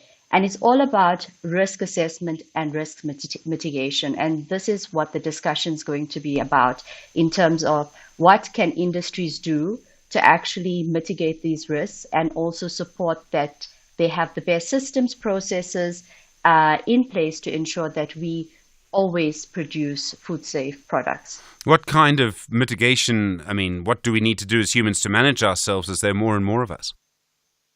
Yeah. So I wanted to, first of all, look and deep dive into, with the growing population, we generally focus on manufacturing or manufacturing facilities. But in my years of experience, we've seen with this increase in demand, there is a higher increase in risk in upstream suppliers. So what industry can do is put a lot of focus on supplier approval, material approval. So all of the ingredients that go into the products, how do they ensure that it is food safe? So, some of the things that Danone Southern Africa does and globally does is that we source only from validated suppliers. We basically, they undergo quality and food safety approvals. At a minimum, they hold GFSI certifications such as FSSC 22000. We've got dual supply so that we don't rely just on one supplier. And most of these suppliers are global suppliers. So what we also do is look at upskilling local supplier. But more than ever, we also not only look at quality and food safety, we look at food fraud, food defense, which are very, concepts that can actually cause food defense, intentional harm to the consumer, food fraud, where, suppliers can also adulterate ingredients. So there's a lot of aspects on food security from a supplier perspective that we manage. Jessica Munsami, thank you, Head of Quality at Danone South Africa, 28 after 8. This is SAFM Sport with Zai Khan. Zai, good morning. So we've got a new sports minister. Will we bring back more school sport? Oh, yeah, absolutely. Now, this is Mark Alexander's call to move school sports from the education department to the sports department. That's SARU President Mark Alexander pleading with the new Minister of Sports, Arts and Culture, Gayton McKenzie. Alexander is confident they can discover more Siya Kolisis and Makozile Mapimpis if this issue can be resolved. There are so many kids in the Eastern Cape that don't have access to nutrition, that goes to school without a decent meal. There are so many other Siya Kolisis. If we can make a difference in those lives, and that's why we need to fight the school thing. Kids must play sport in school, any kind of sport. Doesn't have to be rugby. It's important to have them to playing sport, because that makes our job easier. When we get there, the kid is least doing first aid at school. We don't do first aid at our schools, at our public schools. Now, the Banyana coach Desiree Ellis saying women athletes deserve equal pay and final backing to better the standard of living for their families, as most of them are breadwinners and come from disadvantaged backgrounds. It's their right. It's their right to fight for. It's not that they just want the money for themselves, but they want the money to make sure that they can be better, they can eat better, they can do things to make them better, but also the family around them, because we all do that. We all take care of our families, and I think most of the women in sport have gone that route where they take care of families, where they make sure that the sibling gets an education, etc. So the equal pay is a big fight. The equal pay in women in sport is a big fight. Now, England's Luke Shaw says he's fit to start tonight's Euro 2024 semi-final against Netherlands, stressing also the contribution that Jimmy Floyd Hasselbank gave to the national team. The former Netherlands player Hasselbank has been involved with England since 2023. Bringing everything, did Jimmy? No, he's been really good, really positive. I think, he's been doing stuff in training with, the strikers, taking some of the training. I'm not going to go into too much detail on what he does, but we're all really happy with Jimmy, and he helps not just the strikers but a lot of the lads, and also has the advice of what he's done in the game to give to others. And finally, cycling. Belgian Jasper Philipsen won the mass sprint ahead of Eritrean Binyam Girmay, stage 10 of the Tour de France yesterday. That's a wrap. More sport on SAFM around 12:30. I'm Zai Khan. Zai, thanks very much indeed. Early childhood development, that's next. You with SAFM leading the conversation, 8:30. Good morning. In the headlines, a special council sitting of the eThekwini Municipal Council will today vote for a new mayor. This follows the deployment of Mxolisi Kahunda to the National Council of Provinces in Cape Town. Lobby Group Section 27 says the former Gauteng Health MEC, Qedani Mahlangu, the former Mental Health Director, Dr. Mahabo Manamela, and the head of Precious Angels NGO, Ethel Ncube, should be held accountable for the Life Esidimeni tragedy. And an employee of the Mogalakwena local municipality in Limpopo has opened a criminal case against it. Victor Mokonyane is facing a disciplinary hearing after accusing the municipality of using some projects to siphon millions of rand. I'll have details on these and other stories at 9. SAFM, guiding you through the rush hour traffic. It stays very slow leaving Benoni this morning on your way to Joburg. A crash on the N12 just past the Atlas Road exit, and that's forcing a queue back through towards Snake Road, looking pretty heavy. Also crash on the N3 North near Linksfield Road, slowing traffic through Galulis as well as you head through from Bedfordview in towards Edenvale.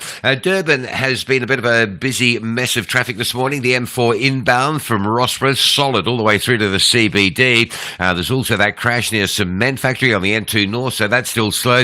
This one taking forever to clear as well. The M13 crash at Stapleton Road coming off Fields Hill through Pinetown towards Durban. That section of the M13 is very heavy, and a lot of congestion around the closure of the M13 at Cassia Road. The road to M13 highway closed until about 3 p.m. today for bridge works. Motorists are being diverted off at the on and off ramps, but that is causing a backlog both ways. Also Cassia Road from Hillcrest down towards the N13 bridge is pretty heavily backed up as well.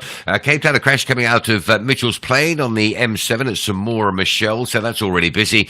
Crash in the heart of Goodwood on Four Trekker Road, and some flooding around Four Trekker Road and Jakes Curvell Drive. That section, Jakes Curvell, slowed both ways. With your traffic update, I'm Rob Byrne. The inaugural Standard Bank Business and Commercial Banking Conference will take place from 10 to 12 July 2024 in Cape Town under the theme Africa Unlocked, Unlocking Africa's Growth. Tune in to The Full Circle with Bridget Masinga and The National Pulse with Ashraf Garda to get insights from the conference. SAFM, leading the conversations that move us. The world's best cooking show is coming to S3. MasterChef South Africa Season 5. You'll meet 20 talented home cooks from around Mzansi, Noma Uphumapi, and no matter your favorite dish. See if the chefs can handle the heat in the kitchen in a race to be crowned MasterChef South Africa. Starts Saturday 13th July at 7:30 p.m. on S3 Channel 193. MasterChef South Africa, proudly sponsored by Pick n Pay. Mediated conversation on SAFM. 26 minutes now to 9 the time. Time for your mediated conversation this Wednesday morning. The National Planning Commission says it's calling on government and several parts of society to urgently focus on early childhood development. Over the last 20 years, there's been more and more evidence emerging about how important early childhood development is and how important the first years of life actually are. Unfortunately, though, there's also evidence that government has, to an extent, neglected the stage of a child's development. For example, during the pandemic, the Minister of Social Development at the time, Lindiwe Zulu, simply appeared to ignore requests for the sector to reopen until the issue went to court. Meanwhile, schools in the sector, or creches, but certainly grade 1s, grade 0s, have now come under control of the Basic Education Department and are no longer with social development. So then, what is being called for why and what actually needs to happen. We'll hear from the National Planning Commission. I believe she's still a member, and also Professor of Practice at the University of Johannesburg, Professor Mary Metcalf. Then the importance of early childhood development. The director at the Centre for ECD is Professor Eric Atmore. And finally, the response from the Department of Basic Education. The acting director for early childhood development at the Department of Basic Education is Dr. Janelle Kotze. We start then with Professor Mary Metcalf. Professor Metcalf, good morning and thank you for your time. Thank you, Stephen. There's plenty of evidence that the sector has been, I think neglected may be the right word in the past. What are you calling for now? What we are calling for is simply two things. One, for better coordination across government departments responsible for the development of young children from conception. So that would include education, social development, health primarily, but this goes forward from national to provincial to local government. But at the center of our care for children is the family. And many families are struggling with poverty, with unemployment, with food insecurity. So we are also calling upon the communities in which families are embedded to be vigilant in relation to children. And we've called upon not only government, but community organizations, faith communities, traditional leaders, all of those structures in civil society that can notice, that can be curious about when a child is not safe, when a child is hungry, when a child is not adequately cared for, to be able to reach out to the family and support in a myriad of ways that's possible at community level, as well as putting them in touch with government departments in a supportive way. One of the problems with young children is that they can't speak for themselves. They don't have a voice in society. I mean, we don't have young children on calling into the show, for example. And that's just a silly example. But is that, in a way, the problem? And that's why we all have a sort of higher duty to look after children. And that's just a function of being a human being. It does seem now, though, that for various reasons, and I think this is about the stresses in our society, that many children are being neglected, left behind, and in some cases not in any kind of formal early childhood development centre at all. The inclusion in early childhood development centres is important. I'm sure Eric Atmore will talk to that, because those years of being introduced to formal learning through early childhood education centres is critical. But ECD is broader than the educational components. We have to be able to address the issue of severely inadequate access to food.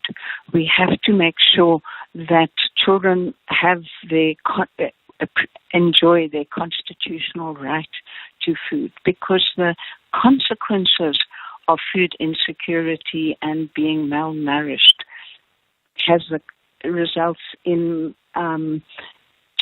stunting, being not achieving physical milestones, as well as the cognitive implications of that in terms of learning. So yes, we need to do a lot more in terms of early childhood education centres, which I'm sure Janelle will also be talking about. But the ECD thrust of the National Planning Commission is focused much more on let's look at development from birth.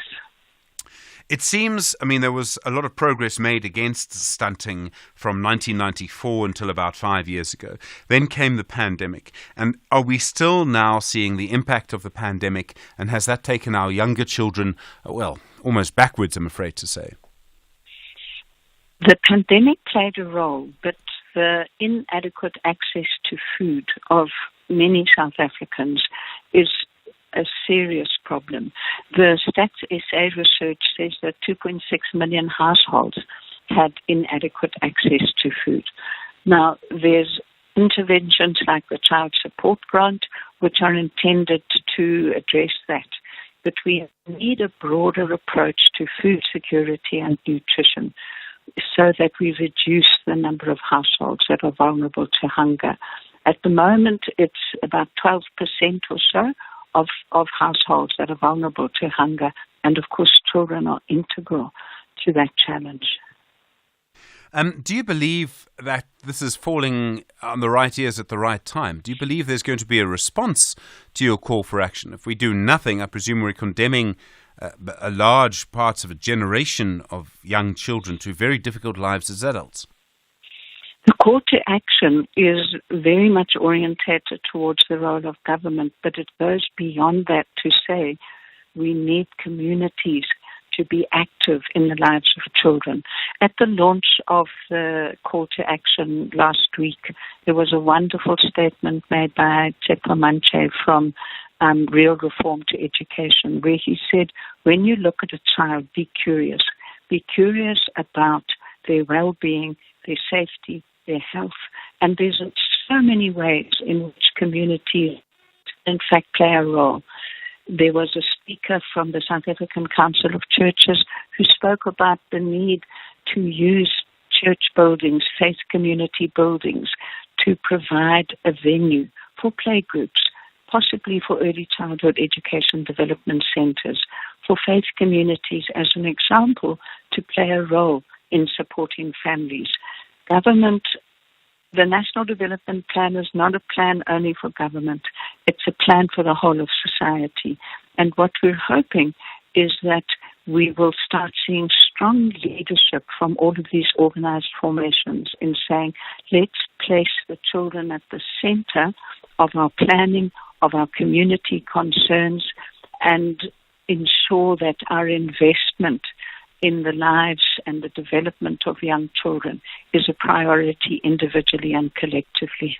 Professor Mary Metcalf, thank you very much indeed. Professor of Practice at the University of Johannesburg, making that call. I really do appreciate the time. 18 minutes to 9, you with SFM, your mediated conversation around the importance of early childhood development continues. Professor Eric Atmore is Director at the Centre for Early Childhood Development. Professor Atmore, good morning.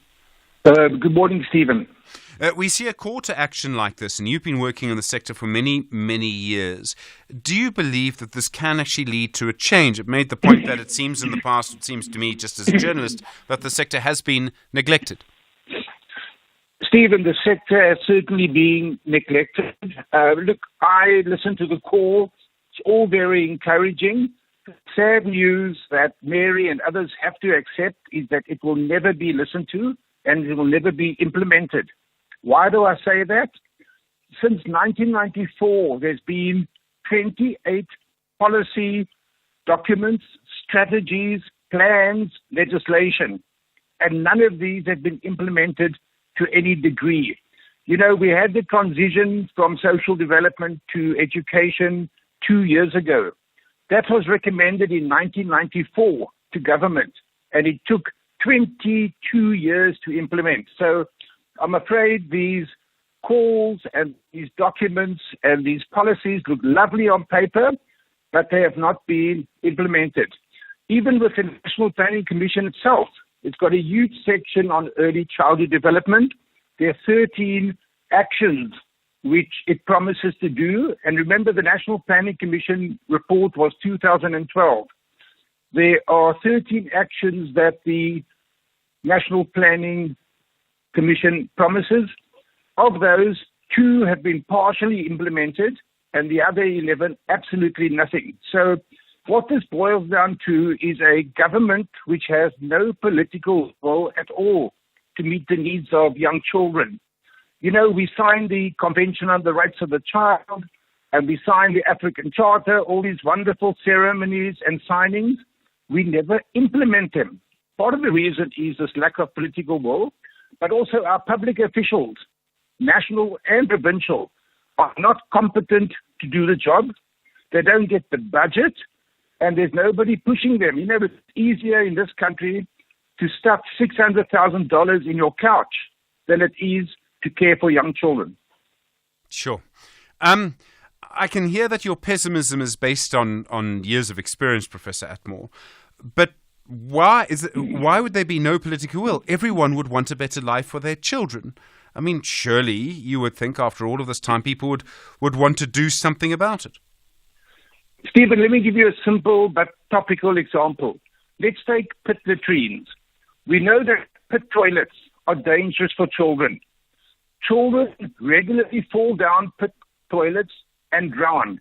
The solution is simply to eradicate them. 30 years into democracy, and I know all about the legacy of apartheid and the history of inequality, and those are all serious factors. But how difficult is it to shut down pit latrines at 3,000 schools and replace them with the proper infrastructure? What's happening is that services are largely provided for the middle classes and for wealthy communities. And those communities at the end of the wealth spectrum, at the lowest end, are getting minimal services. If we just looked yesterday in Cape Town, 1,000 houses were washed away. That's probably 7,000 people with no accommodation. We really need a war on poverty. And you're not going to get it by more fancy documents, more fancy policies, more fancy calls and grandstanding. And we're seeing it already with the new government of national unity. Lots of grandstanding. We want to see action. People are entitled to that. People died to get to where we are. And, you know, the late Oliver Tambo made a profound statement when he said, a nation, a country that does not value its children does not deserve its future. The question we need to ask as a country, do we deserve our future the way we treat our children? We see huge educational inequalities in our society. And if you look at the matric results, and often schools will publish, pictures of their top matrics. And I'm always struck by how you can see the racial inequality right there. If you, doubt it ever, go and look at those pictures and you'll see what I'm talking about. Is this a result of what's happening in early education? Richer people, minority groups often, are able to send children to nursery school from a young age. First they go to some kind of morning thing from the age of around 2 or 3. Then 4 and 5 they're in nursery school. 6 they go to grade Norton. That's slowly becoming compulsory, I suppose, and run by the Basic Education Department. But those extra 3 years that those children get, is that leading to what we see in our matric results now? Yes, there's a direct link between the dismal matric results each year, but we pick up indicators before that. There's the wonderful statistic that 81% of young children cannot read for meaning in grade 4. Now, that is a direct result of what we've just spoken about. Lack of access to quality early learning programs, untrained teachers, no resources in these centers. If you take a child at Sachs or Bishops or Herschel and you compare that child to Oscar and Peter High or Delft Primary, it's two different worlds, and we can see the results. I mean, it doesn't take a genius to see the direct link. And until such time as we start investing properly and implementing properly these calls and these policy documents and these strategies, there's now a thing called Strategy 2030. It will never, ever get implemented without budget. So it's a whole of government action that is needed. But there are few people out there. There's some really good public officials, but by and large, the system is in a state of illness and needs substantial change. Professor Eric Atmore, thank you very much indeed, Director at the Centre for Early Childhood Development. Well, we'll put that picture, quite a pessimistic picture, but based on his experience, to Dr. Janelle Kotzer in a moment, the Acting Director for Early Childhood Development at the Department of Basic Education. 11 minutes to 9. SAFM, guiding you through the rush hour traffic. Well, if you're driving in from Benoni along the N12 route, still fairly busy this morning. A crash earlier near Atlas Road in the Boksburg area, just pushing traffic back through towards about Snake Road. Earlier crash on the N3 North, just after Galuli's, all lanes open there, so that traffic is moving through. And the N1 remains a pretty solid backup between Brockfontein Interchange and about New Road before you feel you're safely out of that. The old Joburg Road running parallel, taking some extra traffic volume as well this morning going south. Durban, the M4. M4 from Rossborough all the way into the city centre. That stays heavy this morning. That's the Southern Freeway.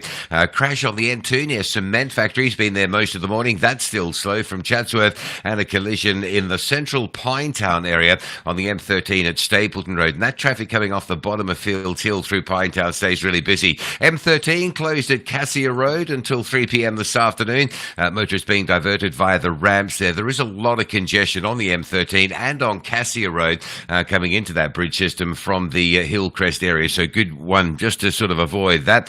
Cape Town, some breaking news in the last little while. Clarence Drive between Royals and Gordons Bay has been reopened. The road has been deemed safe for travel despite the weather conditions, and the road is open with traffic flowing on it. And there is a bit of flooding in the Goodwood area.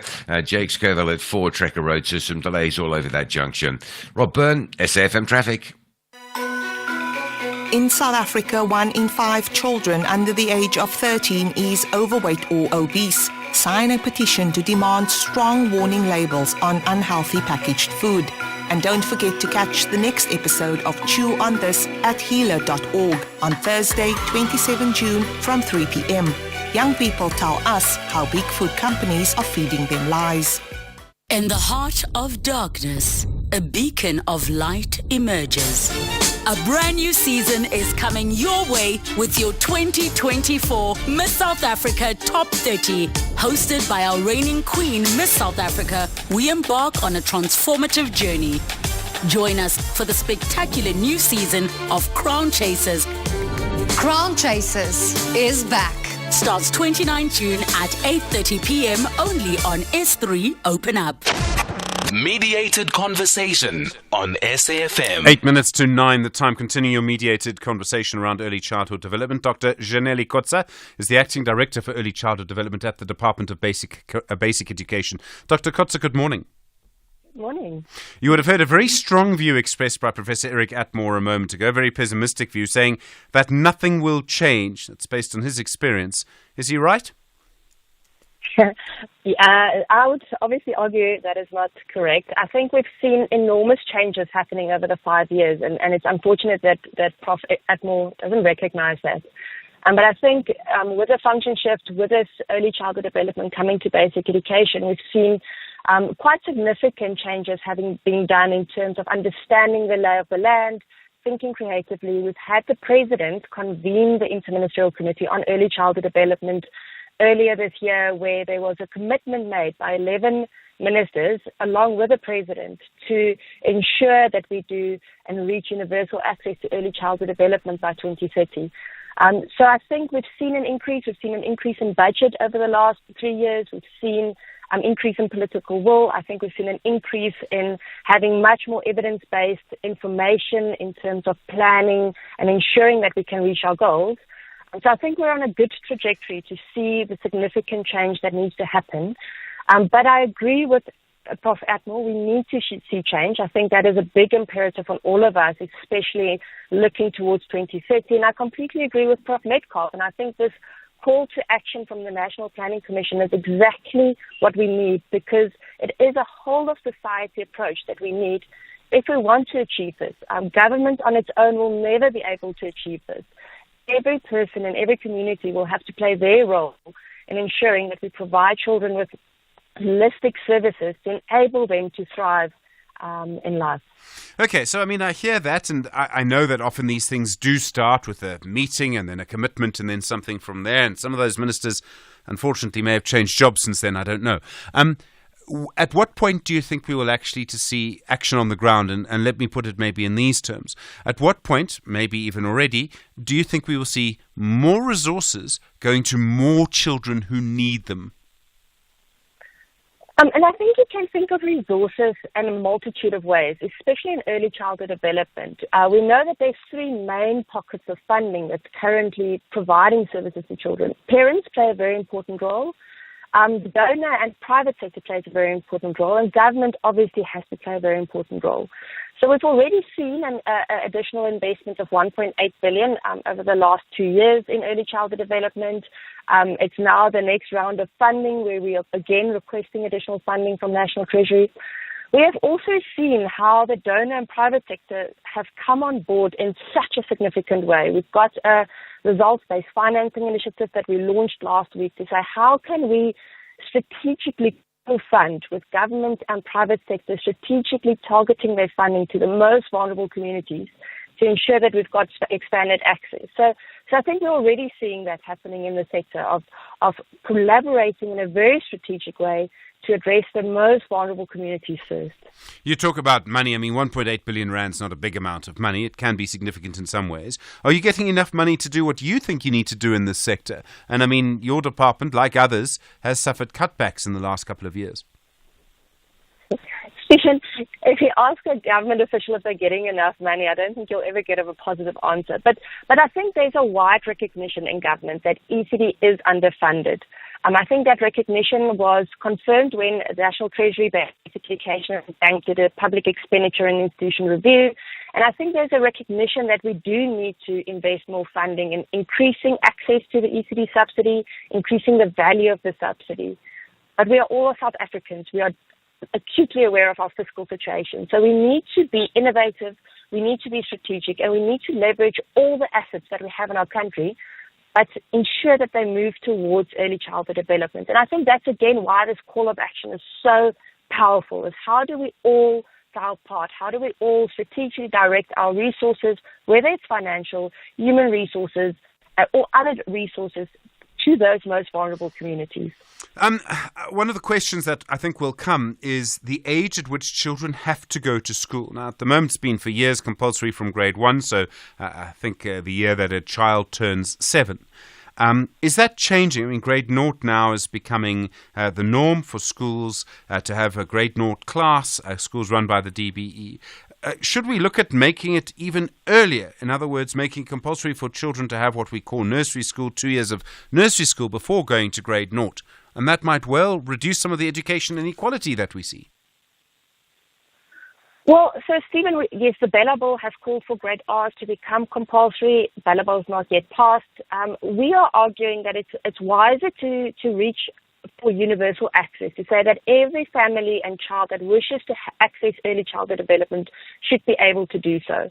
But we know that families have different needs for their children in the age group 0 to 4. So making it compulsory is not necessarily the answer, but ensuring universal access could be wiser and could meet the needs of families and children more. But I think it is important, and I think it will play a role in helping with closing the gap in educational inequalities. But we have to recognize that human potential in brain development is already established during pregnancy. So by only focusing on early learning is not sufficient. We need to have a holistic focus on it. So how do we have proper maternal health? How do we have proper nutrition? How do we have proper family support, nurturing care, safety and security? Because it's that whole basket of services that's going to close the gap. Early learning on its own will never be able to close the gap. Sure. We have to control what we can control, and we can't really control society. We can control what government does, and that may be why it becomes so important in these things. From what you can see at this point, Dr. Coetzee, do you think maybe not the generation that's currently very young, but the generation born in 5 years' time, that their outcomes are going to be better 20 years after that? In other words, are you expecting a big improvement? Stephen, that's definitely what we're setting out for ourselves to do. We've got an outcomes framework that we've developed to say, how do we ensure that as government we track child outcomes? And we track that annually to make sure that we improve our service delivery to children, and we make sure that the services we deliver will have a direct correlation on improved child outcomes. So that is the plan. That is what we've set out to do. I think that is what we are all rallying around at this point, and I trust that we'll definitely be seeing that type of outcome. Dr. Coetzee, thank you very much indeed. Dr. Janelle Coetzee is the Acting Director for Early Childhood Development at the Department of Basic Education. My thanks also to Professor Eric Atmore, Director at the Centre for Early Childhood Development, and starting us off today, Professor of Practice at the University of Johannesburg, the education expert Mary Metcalf, also a Commissioner on the National Planning Commission. Such an important issue. We've discussed it several times over the last few years, and I suspect that there'll be a lot more discussions around it to come. Well, we will be back with you tomorrow. Lots of conversations to come. I'm sure more around Dr. John Hlope as well, whichever way you go on that issue. From Melissa, from Stanza, from Zelma, myself, do look after yourself. You're with SFM leading the conversation. Good morning. It's 9 o'clock.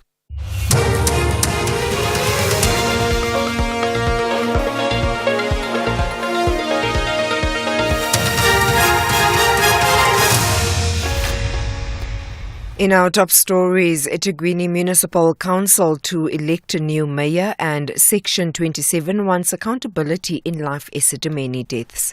Good morning. A special council sitting of the eThekwini municipality in KwaZulu-Natal will today vote for a new mayor. This follows the deployment of Mxolisi Kahunda to the National Council of Provinces. The only ANC-run metro in the country has come under fire from residents for challenges in the delivery of services including water and sanitation. Meanwhile, Action SA Provincial Chairperson Zwakele Mngangos says the municipality needs a mayor who's not from the ANC.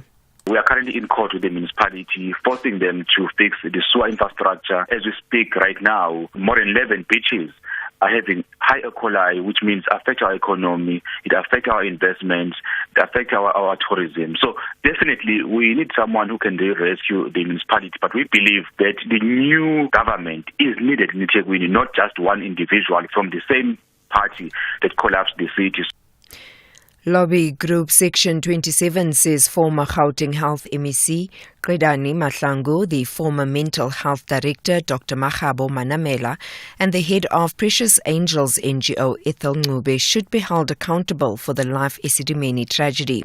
The group says these three individuals are responsible for the deaths of more than 140 mentally ill patients. The patients were relocated from Life eSidimeni in 2015 and 2016 to ill-equipped and unlicensed NGOs and community care facilities.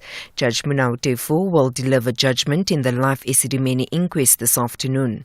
Section 27 Executive Director Sasha Stevenson. Argued is that there are three people who the judge should find a case for prosecution against. And those are the former NEC, Ms. Mahlangu, the former Director of Mental Health, Dr. Manamela, and the head of the NGO Precious Angels, where a large number of people died. And what we've argued on behalf of the families is that the conduct of those three people caused the deaths of at least 10 of the mental health care users. An employee of the Mogalakwena local municipality in Limpopo has opened a criminal case against it. Victor Mukonyane is facing a disciplinary hearing after accusing the municipality of using some projects to siphon millions of rand. The municipality addressed the media on the corruption allegations he made on social media platforms. Mukonyane says he's accused of bringing the municipality into disrepute. I've already opened a case. No, I'm not on suspension. They just gave me a call saying that I must provide them with my email, and I provided them with my email. They just sent me charge sheets. There's no date even that shows that when I'm going to for a hearing, but I confirmed that they gave me the charge sheets. Further afield, a South Korean politician has been criticized for making what is widely viewed as dangerous and unsubstantiated comments. This after the politician linked a rise in male suicides to what he said was the increasingly dominant role of women in society. South Korea has one of the highest suicide rates among the world's rich countries. The BBC's Jane Mackenzie has the details. The councillor Kim Gi-duk's reasoning is as follows. As more women have entered the workforce, it's become harder for men to get jobs and to find women who want to marry them. Suicide prevention experts have slammed Mr. Kim. It is regrettable, one doctor told the BBC, that he used such a sensitive issue to stoke the country's gender divide. Anti-feminism has surged in South Korea, fuelled by disillusioned young men who argue they've been disadvantaged by attempts to improve women's lives. And finally, a new report suggests saving money regularly can help improve sleep. The study by academics at Britain's Bristol University found that putting a monthly amount aside, however small the sum, also help people to relax and be more optimistic about the future. They say regular savers on low incomes have similar life satisfaction levels as richer non-savers. Recapping the top story, a special council sitting of the eThekwini municipality in KwaZulu-Natal will today vote for a new mayor. For SAFM News, I am Anne Musa. Here, there, and everywhere. SAFM 104.4 FM in Hermanus. What's up, good people? It's Bulela Podisa, the girl from next door that you can call friend. This is Deal or No Deal Celebrity. Catch us every Saturday at 6 p.m. And we will buy 500 cars and we will buy 500 more. Just to be the one who buys your car, will come to you and offer more. We buy cars, we buy cars. We buy cars, we buy cars. We Buy Cars, the easiest way to sell your car by far. Channel the forgiving spirit of Utata Matiba on Afternoon Express, Tuesday at 6 p.m. on S3, as community development practitioner Taryn Lee Bell shares how he rebuilt a nation with the power to forgive. We discuss the magic of making a child's dream come true and cook up Matiba's favorite oxtail with umngusho. That's Afternoon Express this Tuesday at 6 p.m. only on S3. Repeat Sundays at 8:30 a.m.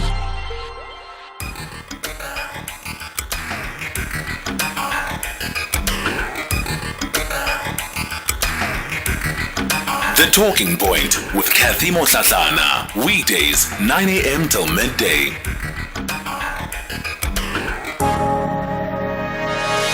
Believe it or not, but I once knew an educated fish. And when the time came for him to write the test, he was always second place to the monkey. And the monkey didn't even study. The fish got 50.99%.